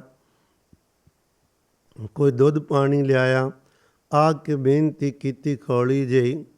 ਬਾਬਾ ਜੀ ਨੇ ਨੇਤਰ ਖੋਲ੍ਹੇ, ਕਹਿਣ ਲੱਗੇ ਜੀ ਪ੍ਰਸ਼ਾਦਾ ਜ਼ਰੂਰ ਛਕੋ। ਕਹਿਣ ਲੱਗੇ ਤੁਸੀਂ ਕਿਵੇਂ ਆ ਗਏ? ਕਹਿੰਦੇ ਜਿਵੇਂ ਵੀ ਆ ਗਏ ਪ੍ਰਸ਼ਾਦ ਛਕੋ। ਕਹਿਣ ਲੱਗੇ ਠੀਕ, ਅਸੀਂ ਪ੍ਰਸ਼ਾਦ ਛਕ ਲੈਂਦੇ ਹਾਂ, ਪਰ ਸਾਡੇ ਬਾਰੇ ਕਿਸੇ ਨੂੰ ਦੱਸਣਾ ਨਹੀਂ, ਅਸੀਂ ਇਕਾਂਤ ਵਿੱਚ ਮਹਾਰਾਜ ਦਾ ਭਜਨ ਕਰਨਾ ਚਾਹੁੰਦੇ ਹਾਂ। ਕਹਿਣ ਲੱਗਾ ਦੱਸਦਾ ਮੈਂ ਬਿਲਕੁਲ ਨਹੀਂ, ਪਰ ਮੇਰੀ ਇੱਕ ਬੇਨਤੀ ਹੈ, ਮੇਰੇ ਘਰੋਂ ਰੋਜ਼ ਪ੍ਰਸ਼ਾਦਾ ਆਏਗਾ, ਮੇਰੀ ਸੇਵਾ ਪ੍ਰਵਾਨ ਕਰਿਆ ਜੇ। ਕਿੱਥੇ ਤੇ ਬੰਦਾ ਰੋਟੀ ਲਈ ਲੜਦਾ ਹੈ, ਕਿੱਥੇ ਜਦੋਂ ਸਤਿਗੁਰੂ ਨਾਲ ਕੋਈ ਜੁੜਦਾ ਹੈ। ਅਤੇ ਦੁਨੀਆ ਕਿੰਨੀ ਗਰੀਬੀ ਨਾਲ ਪ੍ਰਸ਼ਾਦਾ ਭੇਟ ਕਰਨ ਲਈ ਆਗਿਆ ਮੰਗਦੀ ਹੈ। ਉਹਦਾ ਸੁਭਾਅ ਹੈ ਨਾ, ਸਤਿਗੁਰੂ ਜੀ ਦਾ ਬਚਨ ਹੈ ਨਾ। ਸਾਹਿਬ ਕਹਿੰਦੇ ਜਿਸ ਨੀਚ ਕੋ ਕੋਈ ਨਾ ਜਾਣੈ, ਨਾਮ ਜਪਤਿਓ ਚੋਂ ਕੁੰਟ ਮਾਨੈ। ਜਾਂ ਕੈ ਨਿਕਟ ਨ ਆਵੈ ਕੋਈ, ਸਕਲ ਸ੍ਰਿਸ਼ਟ ਉਹਾਂ ਕੇ ਚਰਨ ਮਲ ਧੋਇ। ਇਹ ਉਹਦਾ ਸੁਭਾਅ ਬਿਰਦੇ। ਉਹੀ ਬੰਦਾ ਜਿਹਦੇ ਕੋਈ ਨੇੜੇ ਨਹੀਂ ਟੁਕਦਾ, ਸਾਰੀ ਸ੍ਰਿਸ਼ਟੀ ਉਹਦੇ ਚਰਨ ਧੋ ਧੋ ਕੇ ਪੀਣ ਨੂੰ ਤਿਆਰ ਹੋ ਜਾਂਦੀ। ਜਿਹਨੂੰ ਕੋਈ ਨਹੀਂ ਜਾਣਦਾ ਉਹਨੂੰ 4 ਕੁੰਟਾਂ ਦੇ ਲੋਕ ਮੰਨਦੇ। ਬਾਬਾ ਜੀ ਕਹਿਣ ਲੱਗੇ ਸੇਵਾ ਤਾਂ ਦਿਆਂਗੇ ਜੇ ਸਾਡੀ ਇੱਕ ਸ਼ਰਤ 'ਤੇ, ਇੱਕ ਤੇ ਕਿਸੇ ਨੂੰ ਦੱਸਣਾ ਨਹੀਂ, ਦੂਜਾ ਕੇਵਲ ਮੂੰਗੀ ਦੀ ਦਾਲ ਅਤੇ 1 ਪ੍ਰਸ਼ਾਦਾ। ਜਿੱਦਣ 2 ਹੋ ਗਏ ਜਾਂ ਸਬਜ਼ੀ ਆ ਗਈ ਉਦਣ ਅਸੀਂ ਇੱਥੋਂ ਚਲੇ ਜਾਣਾ। ਕਹਿੰਦਾ ਮੈਨੂੰ ਪ੍ਰਵਾਨ ਹੈ। 6 ਮਹੀਨੇ ਝਿੜੀ ਵਿੱਚ ਇਹ ਬੰਦਗੀ ਕੀਤੀ ਅਤੇ ਬੈਠੇ ਆਨੰਦ ਵਿੱਚ ਨੇ। ਸੇਵਾ ਮਿਲੀ ਸਰਦਾਰ ਖਰਚਰਨ ਸਿੰਘ ਜੀ ਨੂੰ, ਕਰਮਾਂ ਭਾਗਾਂ ਵਾਲਾ ਸੀ, ਸੇਵਾ ਮਿਲੀ। ਪਰ ਉਧਰ ਇੱਕ ਹੋਰ ਕੌਤਕ ਵਰਤ ਗਿਆ। ਸਤਿਕਾਰਯੋਗ ਸੰਤ ਬਾਬਾ ਈਸ਼ਰ ਸਿੰਘ ਜੀ ਰਾੜਾ ਸਾਹਿਬ ਵਾਲੇ ਮਹਾਂਪੁਰਖ ਧਮੋਟ ਪਿੰਡ ਦੀਵਾਨ ਲਾਉਣ ਆਏ। ਦੀਵਾਨ ਤੋਂ ਬਾਅਦ ਬਾਬਾ ਜੀ ਦੇ ਪਿਤਾ ਜੀ ਦੀ ਬੇਨਤੀ 'ਤੇ ਘਰ ਜਾਂਦੇ ਖਾਨ। ਪਰਿਵਾਰ ਘਰ ਏ, ਲੰਗਰ ਛਕਾਇਆ, ਸੇਵਾ ਕੀਤੀ। ਬਾਬਾ ਜੀ ਪੁੱਛਦੇ ਵਰਿਆਮ ਸਿੰਘ ਕਿੱਥੇ ਵੇ? ਇਹ ਸਵਾਲ ਬਾਬਾ ਜੀ ਨੇ ਬਾਬਾ ਜੀ ਦੀ ਧਰਮ ਪਤਨੀ ਬੀਬੀ ਰਣਜੀਤ ਕੌਰ ਨੂੰ ਕੀਤਾ। ਕਹਿਣ ਲੱਗੇ ਧੀਏ ਉਹ ਨਹੀਂ ਦਿਸ ਰਹੇ, ਕਿੱਥੇ ਗਏ ਨੇ? ਜਵਾਬ ਬੜੇ ਕਮਾਲ ਦਾ ਸੀ। ਕੋਈ ਬਖਸ਼ੀ ਰੂਹ ਦੇ ਸਕਦੀ ਹੈ, ਹਰ ਬੱਚੀ ਜਾਂ ਹਰ ਬੰਦਾ ਨਹੀਂ। ਇਹ ਕਦੇ ਕਦੇ ਸਤਿਗੁਰੂ ਆਪ ਹੀ ਮੂੰਹ ਤੋਂ ਬਚਨ ਅਖਵਾ ਦਿੰਦਾ ਹੈ। ਪੂਰਨ ਫਕੀਰ ਦੇ ਕੋਲ ਇੱਕ ਨੌਜਵਾਨ ਬੱਚਾ ਸੀ 22-23 ਸਾਲ ਦਾ। ਉਹ ਚਲਾ ਗਿਆ, ਸੰਗਤ ਬੈਠੀ ਸੀ। ਬਾਬਾ ਜੀ ਕਹਿਣ ਲੱਗੇ ਬੇਟਾ, ਉਹ ਸਾਬਤ ਸੂਰਤ ਸੀ। ਸਾਧੂ ਖੁਸ਼ ਹੋਇਆ, ਕਹਿਣ ਲੱਗੇ ਬੇਟਾ ਮੰਗ ਕੀ ਮੰਗਣਾ ਹੀ? ਉਹਨੂੰ ਸਮਝਣ ਆਈ ਵੀ ਇਸ ਤਰ੍ਹਾਂ ਦਾ ਵੀ ਕਦੇ ਮੌਕਾ ਹੋਏਗਾ ਵੀ ਜੋ ਮਰਜ਼ੀ ਮੰਗ ਲਵੋ ਸਾਧੂ ਕੋਲੋਂ, ਐਸਾ ਕਦੇ ਹੋ ਸਕਦਾ? ਕਿਉਂਕਿ ਪ੍ਰਚਾਰ ਹੀ ਕੁਝ ਇਹੋ ਜਿਹਾ ਸੁਣਿਆ ਹੁੰਦਾ ਲੋਕਾਂ ਤੋਂ ਗੱਲਾਂ ਬਾਤਾਂ, ਸਤਿਗੁਰੂ ਜੀ 'ਤੇ ਵੀ ਭਰੋਸਾ ਨਹੀਂ ਬਣਦਾ ਅਤੇ ਉਹਨਾਂ ਦੇ ਪਿਆਰਿਆਂ 'ਤੇ ਵੀ। ਕਹਿਣ ਲੱਗਾ ਜੀ ਮੈਨੂੰ ਸਮਝ ਨਹੀਂ ਆਈ। ਕਹਿਣ ਲੱਗੇ ਤੂੰ ਕੀ ਬਣਨਾ ਚਾਹੁੰਦਾ ਜ਼ਿੰਦਗੀ ਅੰਦਰ? ਉਹਦੇ ਮੂੰਹ ਤੋਂ ਐਡਾ ਸੋਹਣਾ ਬਚਨ ਨਿਕਲਿਆ। ਕਹਿਣ ਲੱਗਾ ਜੀ ਜਿਹੋ ਜਿਹਾ ਜੀਵਨ ਅਤੇ ਸਿੱਖ ਬਣਾਉਣਾ ਚਾਹੁੰਦੇ ਹੋ ਜੋ ਸਤਿਗੁਰੂ ਦੇ ਘਰ ਪ੍ਰਵਾਨ ਹੋਏ, ਮੈਨੂੰ ਉੱਦਾਂ ਦਾ ਬਣਾ ਦਿਓ। ਖੁਸ਼ ਹੋ ਗਏ ਸਾਧੂ। ਕਹਿਣ ਲੱਗੇ ਬਣ ਗਿਆ ਤੂੰ ਵੀ ਅਤੇ ਤੇਰੀਆਂ ਕੁਲਾਂ ਵੀ ਧਰੀਆਂ। ਜਦੋਂ ਬਾਬਾ ਵਰਿਆਮ ਸਿੰਘ ਜੀ ਖੁਰਾਨ ਦੀ ਧਰਮ ਪਤਨੀ ਨੂੰ ਬਾਬਾ ਈਸ਼ਰ ਸਿੰਘ ਜੀ ਖੁਰਾ ਨੇ ਪੁੱਛਿਆ, ਬੱਚੀਏ ਪਤੀ ਜੀ ਕਿੱਥੇ ਖਾਨ? ਅਤੇ ਉਹਦਾ ਜਵਾਬ ਸੀ, ਮੈਨੂੰ ਇਹ ਨਹੀਂ ਪਤਾ ਕਿੱਥੇ ਵੀ ਖਾਨ, ਪਰ ਜਿੱਥੇ ਵੀ ਖਾਨ ਸੁਖੀ ਖਾਨ ਅਤੇ ਬੰਦਗੀ ਵਿੱਚ ਲੀਨ ਖਾਨ, ਨਾਮ ਜਪਦੇ ਨੇ। ਬਾਬਾ ਜੀ ਹੈਰਾਨ, ਕੋਈ ਗਿਲਾ ਅਤੇ ਸ਼ਿਕਵਾ ਨਹੀਂ, ਅੰਦਰ ਬਿਲਕੁਲ ਖਿਆਲ ਹੀ ਨਹੀਂ ਕਦੋਂ ਦੇ ਗਏ ਨੇ, ਪਤਾ ਨਹੀਂ ਕਿ ਗ੍ਰਸਤ ਵਿੱਚ ਪੈ ਕੇ ਜੇ ਰਹਿਣਾ ਨਹੀਂ ਸੀ ਅਤੇ ਕਾਹਦੇ ਲਈ ਵਿਆਹ ਕਰਨੇ, ਕੁਛ ਵੀ ਨਹੀਂ। ਸਬਰ ਸੰਤੋਖ ਸੁਣ ਕੇ ਜਦੋਂ ਨਾ ਬਾਬਾ ਜੀ ਇੰਨੇ ਪ੍ਰਸੰਨ ਹੋਏ, ਕਹਿਣ ਲੱਗੇ ਬੱਚੀਏ ਜੇ ਉਹ ਜਿੱਥੇ ਵੀ ਇਹ ਸੁਖੀ ਏ, ਪਰ ਉਹ ਕੱਲ੍ਹ ਨੂੰ ਫਿਰ ਇਸ ਦੀਵਾਨ ਵਿੱਚ ਹਾਜ਼ਰ ਹੋ ਜਾਏਗਾ ਅਤੇ ਪ੍ਰਸ਼ਾਦਾ ਘਰੇ ਆ ਕੇ ਛਕੇਗਾ। ਉਧਰ ਧੂ ਪੈ ਗਈ, ਅੰਦਰੋਂ ਵਾਇਰਲੈਸ ਹੋ ਗਈ। ਬਾਬਾ ਵਰਿਆਮ ਸਿੰਘ ਜੀ ਦੱਸਦੇ ਸਾਡੇ ਅੰਦਰ ਜਿਹੜੀ ਲਿਵ ਸੀ ਉਹ ਟੁੱਟੇ ਅਤੇ ਘੜੀ ਮੁੜੀ ਬਾਬਾ ਈਸ਼ਰ ਸਿੰਘ ਦਾ ਸਰੂਪ ਸਾਹਮਣੇ ਆਵੇ। ਸਮਝ ਗਏ ਵੀ ਸੱਦਾ ਆ ਰਿਹਾ, ਤੁਰ ਪਏ। ਕਿਵੇਂ ਐਡੀ ਐਡੀ ਦੂਰ ਦਾ ਸਫ਼ਰ ਤੈਅ ਕਰ ਲੈਂਦੇ ਸਨ। ਅਜੇ ਨਹੀਂ ਪਤਾ ਵੀ ਬਾਬਾ ਜੀ ਧਮੋਟ ਪਿੰਡ ਨੇ ਕਿਵੇਂ। ਜਦੋਂ ਰਾੜਾ ਸਾਹਿਬ ਵੱਲ ਜਾ ਰਹੇ ਸਨ, ਖਬਰ ਮਿਲੀ ਵੀ ਧਮੋਟ ਪਿੰਡ ਆਏ ਨੇ, ਸੱਚਮੁੱਚ ਦੀਵਾਨ ਵਿੱਚ ਬੈਠੇ ਨੇ। ਦੀਵਾਨ ਸੁਣਿਆ ਹੀ ਫਿਰ ਘਰ ਆਏ ਨੇ, ਸਾਰੇ ਹੈਰਾਨ ਵੀ ਕਿਵੇਂ ਇਹ ਕਲਾ ਵਰਤ ਜਾਂਦੀਆਂ ਨੇ, ਪੂਰਿਆਂ ਦੇ ਬਚਨ ਪੂਰੇ ਅਤੇ ਜਪਣ ਵਾਲੇ ਵੀ ਜਿਹੜੇ ਨੇ ਉਹ ਵੀ ਉਹਨਾਂ ਤੋਂ ਵੀ ਸਦਕੇ ਜਾਈਏ ਵੀ ਕਿਵੇਂ ਕਮਾਲ ਦੀ ਖੇਡ ਅੰਦਰੋਂ ਉਹਨਾਂ ਨੂੰ ਸੁਣ ਜਾਂਦਾ ਹੈ। ਫਿਰ ਇੱਥੇ ਕੁਝ ਸਮਾਂ ਕਰ ਰਹੇ ਨੇ। ਫਿਰ 1937 ਕੁ ਦੀ ਗੱਲ ਹੈ। ਉਦੋਂ ਨੌਕਰੀ ਦੀ ਤਲਾਸ਼ ਵਿੱਚ ਮਾਪੇ ਕਹਿੰਦੇ ਤੁਰੋ। ਇਹ ਗਏ ਸਿੰਧ ਵੱਲ ਗਏ ਨੇ। ਨਵਾਬ ਸ਼ਾਹ ਇੱਕ ਸ਼ਹਿਰ ਹੈ, ਉੱਥੇ ਪੁਲਿਸ ਦੀ ਭਰਤੀ ਹੋ ਰਹੀ ਸੀ। ਜਦੋਂ ਪੁਲਿਸ ਦੀ ਭਰਤੀ ਹੋ ਰਹੀ ਅਤੇ ਕੀ ਵੇਖਿਆ ਨੇ ਵੀ ਕਾਫੀ ਬੰਦੇ ਨੇ ਜਿਨ੍ਹਾਂ ਨੇ ਇੰਟਰਵਿਊ ਦੇਣੀ ਹੈ। ਬਾਬਾ ਜੀ ਕਹਿੰਦੇ ਮੇਰੀ ਵਾਰੀ ਤਾਂ ਬਹੁਤ ਅਜੇ ਦੇਰ ਨਾਲ ਆਉਣੀ ਅਤੇ ਧੁੱਪ ਸੀ। ਬਾਬਾ ਜੀ ਕਹਿ ਕੇ ਇੱਕ ਸੱਜਣ ਨੂੰ ਜਦੋਂ ਵਾਰੀ ਨੇੜੇ ਆਈ ਮੈਨੂੰ ਦੱਸ ਦੇਈਂ। ਆਪ ਪਰੇ ਬਹਿ ਗਏ, ਸਮਾਧੀ ਲਾ ਲਈ। ਜਿਹੜਾ ਅੰਗਰੇਜ਼ ਇੰਟਰਵਿਊ ਲੈ ਰਿਹਾ ਸੀ ਉਹ ਵਾਰੀ ਤਾਂ ਨਹੀਂ ਵੇਖ ਰਿਹਾ ਸੀ ਵੀ ਬੰਦਾ ਕੌਣ ਹੈ, ਇੰਨੇ ਚਿਰ ਤੋਂ ਸਮਾਧੀ 'ਚ ਬੈਠਾ। ਜਦੋਂ ਉਹਦੀ ਵਾਰੀ ਆਈ ਬਾਬਾ ਜੀ ਹੋਰਾਂ ਦੀ, ਉਹ ਬੁਲਾਇਆ। ਕਹਿੰਦੇ ਇੰਟਰਵਿਊ ਦੀ ਲੋੜ ਨਹੀਂ, ਨੌਕਰੀ ਤੁਹਾਨੂੰ ਦੇ ਸਕਦੇ ਹਾਂ, ਪਰ ਜਿਹੜਾ ਤੁਹਾਡਾ ਸੁਭਾਅ ਹੈ, ਮੈਂ ਤੁਹਾਨੂੰ ਸਵੇਰ ਦਾ ਵੇਖ ਰਿਹਾ ਵਾਂ, ਲਗਾਤਾਰ ਤੁਸੀਂ ਬੰਦਗੀ 'ਚ ਬੈਠੇ ਹੋ, ਤੁਸੀਂ ਫੌਜ ਵਿੱਚ ਨੌਕਰੀ ਕਰੋ, ਪੁਲਿਸ ਵਿੱਚ ਨਾ ਕਰੋ। ਇਸ ਮਹਿਕਮੇ ਵਿੱਚ ਕਈ ਕੁਛ ਕਰਨਾ ਪੈਂਦਾ। ਕਹਿਣ ਲੱਗੇ ਤੁਹਾਨੂੰ ਨੌਕਰੀ ਨਹੀਂ ਦੇਣੀ। ਕਹਿਣ ਲੱਗੇ ਠੀਕ ਹੈ, ਉਹਦੀ ਰਜਾ ਇਸ ਤਰ੍ਹਾਂ ਹੀ ਹੋਏਗੀ। ਉੱਥੋਂ ਫਿਰ ਵਾਪਸ ਨਹੀਂ ਮੁੜੇ, ਨਾਰਾਜ਼ ਨਹੀਂ ਹੋਏ। ਉੱਥੇ ਸ਼ਹਿਰ ਵਿੱਚ ਜਿਹੜੇ ਪਰਿਵਾਰ ਸਨ, ਸਿੱਖ ਪਰਿਵਾਰ, ਗੁਰਦੁਆਰਾ ਸਾਹਿਬ ਸੀ, ਸੰਗਤ ਸੀ, ਉੱਥੇ ਚਲੇ ਗਏ। ਗੁਰਦੁਆਰਾ ਸਾਹਿਬ ਜਾ ਕੇ ਘਰੋਂ ਤੇ ਗਏ ਸਨ ਨੌਕਰੀ ਲੱਭਣ, ਉੱਥੇ ਕੁਝ ਹੋਰ ਹੀ ਨੌਕਰੀ ਸਤਿਗੁਰੂ ਜੀ ਨੇ ਸ਼ੁਰੂ ਕਰਵਾ ਦਿੱਤੀ। ਰੋਜ਼ ਉੱਥੇ ਗੁਰਦੁਆਰਾ ਸਾਹਿਬ ਮਹਾਰਾਜ ਜੀ ਦੇ ਬਚਨ ਸੁਣਾਉਣੇ, ਇੱਕ ਕਮਰਾ ਲੈ ਲਿਆ ਉੱਥੇ ਉਹਨਾਂ ਨੇ ਸ਼ਹਿਰ ਵਿੱਚ ਆਪਣੇ ਵੱਲੋਂ ਕਿਰਾਏ 'ਤੇ, ਉੱਥੇ ਰਹਿਣ ਲੱਗ ਪਏ। ਕੁਛ ਦਿਨ ਇਸ ਤਰ੍ਹਾਂ ਸੰਗਤਾਂ ਨੂੰ ਬਚਨ ਸੁਣਾਉਣੇ ਅਤੇ ਉੱਥੇ ਆ ਜਾਣਾ। ਸੰਗਤ ਨੂੰ ਬਹੁਤ ਪਿਆਰੇ ਬਚਨ ਲੱਗਣੇ। ਇੱਕ ਦਿਨ ਬੈਠੇ ਸੀ, ਪ੍ਰਣ ਕਰ ਲਿਆ ਅਸੀਂ ਰੋਜ਼ ਹੀ ਪ੍ਰਸ਼ਾਦੇ ਦਾ ਪ੍ਰਬੰਧ ਕਰਦੇ ਹਾਂ ਜਾਂ ਇਸ ਤਰ੍ਹਾਂ ਠੀਕ ਨਹੀਂ ਹੈ। ਆਪੇ ਜੋ ਉਹਨੂੰ ਫਿਕਰ ਹੋਏਗਾ ਅਤੇ ਕਰ ਲਏਗਾ, ਕਿਉਂਕਿ ਮਾਨਸਾ ਦਾ ਤਜਰਬਾ ਹੋ ਚੁੱਕਾ ਸੀ। ਪਹਿਲੇ ਜਨਮਾਂ ਦੀ ਭਗਤੀ ਸੀ ਅਤੇ ਜਦੋਂ ਇੱਧਰ ਤੁਰੇ ਸਨ। ਕਿਉਂਕਿ ਇੱਕ ਗੱਲ ਹੋਰ ਸਾਂਝੀ ਕਰਨੀ ਚਾਹਾਂਗਾ। ਜਦੋਂ ਨਾ ਬਾਬਾ ਈਸ਼ਰ ਸਿੰਘ ਜੀ ਰਾੜਾ ਸਾਹਿਬ ਵਾਲੇ ਘਰ ਆਏ ਅਤੇ ਇਹਨਾਂ ਦਾ ਫੁਰਨਾ ਸੀ ਵੀ ਮੈਂ ਗ੍ਰਸਤ ਤਿਆਗ ਕੇ ਇਕੱਲੀ ਬੰਦਗੀ ਕਰਾਂ। ਅਤੇ ਬਾਬਾ ਜੀ ਹੋਰਾਂ ਨੇ ਇੱਕ ਬਚਨ ਕੀਤਾ ਸੀ, ਕਹਿਣ ਲੱਗੇ ਨਹੀਂ, ਤੁਸੀਂ ਜੋ ਪਿਛਲੇ ਜਨਮ ਵਿੱਚ ਫੁਰਨਾ ਕੀਤਾ ਸੀ ਉਹ ਗੁਰੂ ਨਾਨਕ ਸਾਹਿਬ ਨੇ ਪੂਰਾ ਕਰਨਾ। ਗ੍ਰਸਤ ਵਿੱਚ ਰਹਿ ਕੇ ਹੀ ਤੁਸੀਂ ਕਾਰਜ ਕਰਨੇ ਨੇ। ਗ੍ਰਸਤ ਤੁਹਾਡੇ ਰਸਤੇ ਵਿੱਚ ਰੁਕਾਵਟ ਨਹੀਂ ਬਣੇਗਾ। ਪਹਿਲੇ ਜਨਮ ਵਿੱਚ ਇਹ ਭਗਵੇਂ ਕੱਪੜੇ ਵਾਲੇ ਸਾਧੂ ਸਨ। ਆਨੰਦ ਨਾਲ ਰਹਿੰਦੇ ਸੀ, ਭਜਨ ਬੰਦਗੀ ਬਹੁਤ। ਕੋਈ ਨਾ ਕੋਈ ਕਿਸੇ ਨੇ ਜੀ ਨੇ ਆਏ ਤੁਰੇ ਜਾਣਾ, ਬਚਨ ਕਰਨੇ। ਇੱਕ ਮਾਈ ਵੀ ਸੀ, ਉਹ ਮਾਈ ਉਹ ਆ ਕੇ ਕਦੇ ਕਦੇ ਝਾੜੂ ਲਾ ਜਾਣਾ, ਸਫਾਈ ਕਰ ਜਾਣੀ। ਇੱਕ ਦਿਨ ਫੁਰਨਾ ਆਇਆ, ਭਈ ਦੇਖੋ ਬੀਬੀਆਂ ਕੋਲ ਕਿਤਨਾ ਵੱਲ ਹੁੰਦਾ, ਸਾਰਾ ਕੁਝ ਸਵਾਰਨਾ। ਜੇ ਬੰਦਾ ਗ੍ਰਸਤ ਵਿੱਚ ਰਹਿ ਕੇ ਬੰਦਗੀ ਕਰੇ ਤੇ ਉਹਨੂੰ ਸਾਰਾ ਕੁਝ ਰੋਟੀ ਪਾਣੀ ਘਰ ਚਲਾਉਣਾ ਸੁਚੱਜਾ ਪ੍ਰਬੰਧ ਬੀਬਾ ਕਰ ਲਏ ਤਾਂ ਜ਼ਿਆਦਾ ਨਹੀਂ ਭਗਤੀ ਕਰੇਗਾ। ਇਹ ਫੁਰਨਾ ਆਇਆ ਸੀ ਇੱਕ ਵਾਰ, ਤੇ ਬਾਬਾ ਈਸ਼ਰ ਸਿੰਘ ਜੀ ਕਹਿੰਦੇ ਉਹ ਫੁਰਨਾ ਹੀ ਰੱਬ ਨੇ ਪੂਰਾ ਕੀਤਾ ਏ। ਉਹੀ ਬੀਬਾ ਇਹ ਬੀਬੀ ਜੀ ਰਣਜੀਤ ਕੌਰ ਬਣ ਕੇ ਆਏ ਨੇ ਤੇ ਤੁਸੀਂ ਉਹ ਸਾਧੂ ਹੋ। ਇਸ ਕਰਕੇ ਉਹਦੇ ਹੁਕਮ ਵਿੱਚ ਰਹਿਣਾ ਹੈ। ਤਾਂ ਹੀ ਬਾਬਾ ਜੀ ਦਾ ਸੁਭਾਅ ਕਿਸ ਤਰ੍ਹਾਂ ਤੇ ਬੀਤੀ ਕਿਵੇਂ ਮਾਲਕ ਦੇ ਸਤਿਗੁਰੂ ਦੇ ਰੰਗਾਂ ਵਿੱਚ ਰੰਗੇ ਖੋਏ ਸੰਗਤ ਨੂੰ ਪਿਆਰ ਕਰਦੇ ਰਹੇ।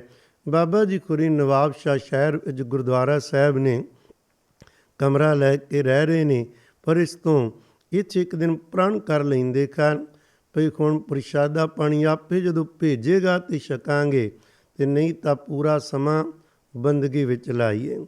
ਜਦੋਂ ਫੁਰਨਾ ਬਣਿਆ ਉਸ ਤੋਂ ਬਾਅਦ ਨਿਰੰਕਾਰ ਕੀ ਵਿਧੀਆਂ ਬਣਾਉਂਦੇ ਨੇ, ਕਿਹੜੇ ਢੰਗ ਨਾਲ ਬਾਬਾ ਜੀ ਦੇ ਜੀਵਨ ਦਾ ਮਕਸਦ ਪੂਰਾ ਹੁੰਦਾ ਤੇ ਤੁਰੇ ਜਾਂਦੇ, ਨੌਕਰੀ ਕਿਵੇਂ ਕਰਦੇ ਨੇ, ਬੰਦਗੀ ਕਿਵੇਂ ਕਰਦੇ ਤੇ ਜੋੜਦੇ ਕਿਵੇਂ।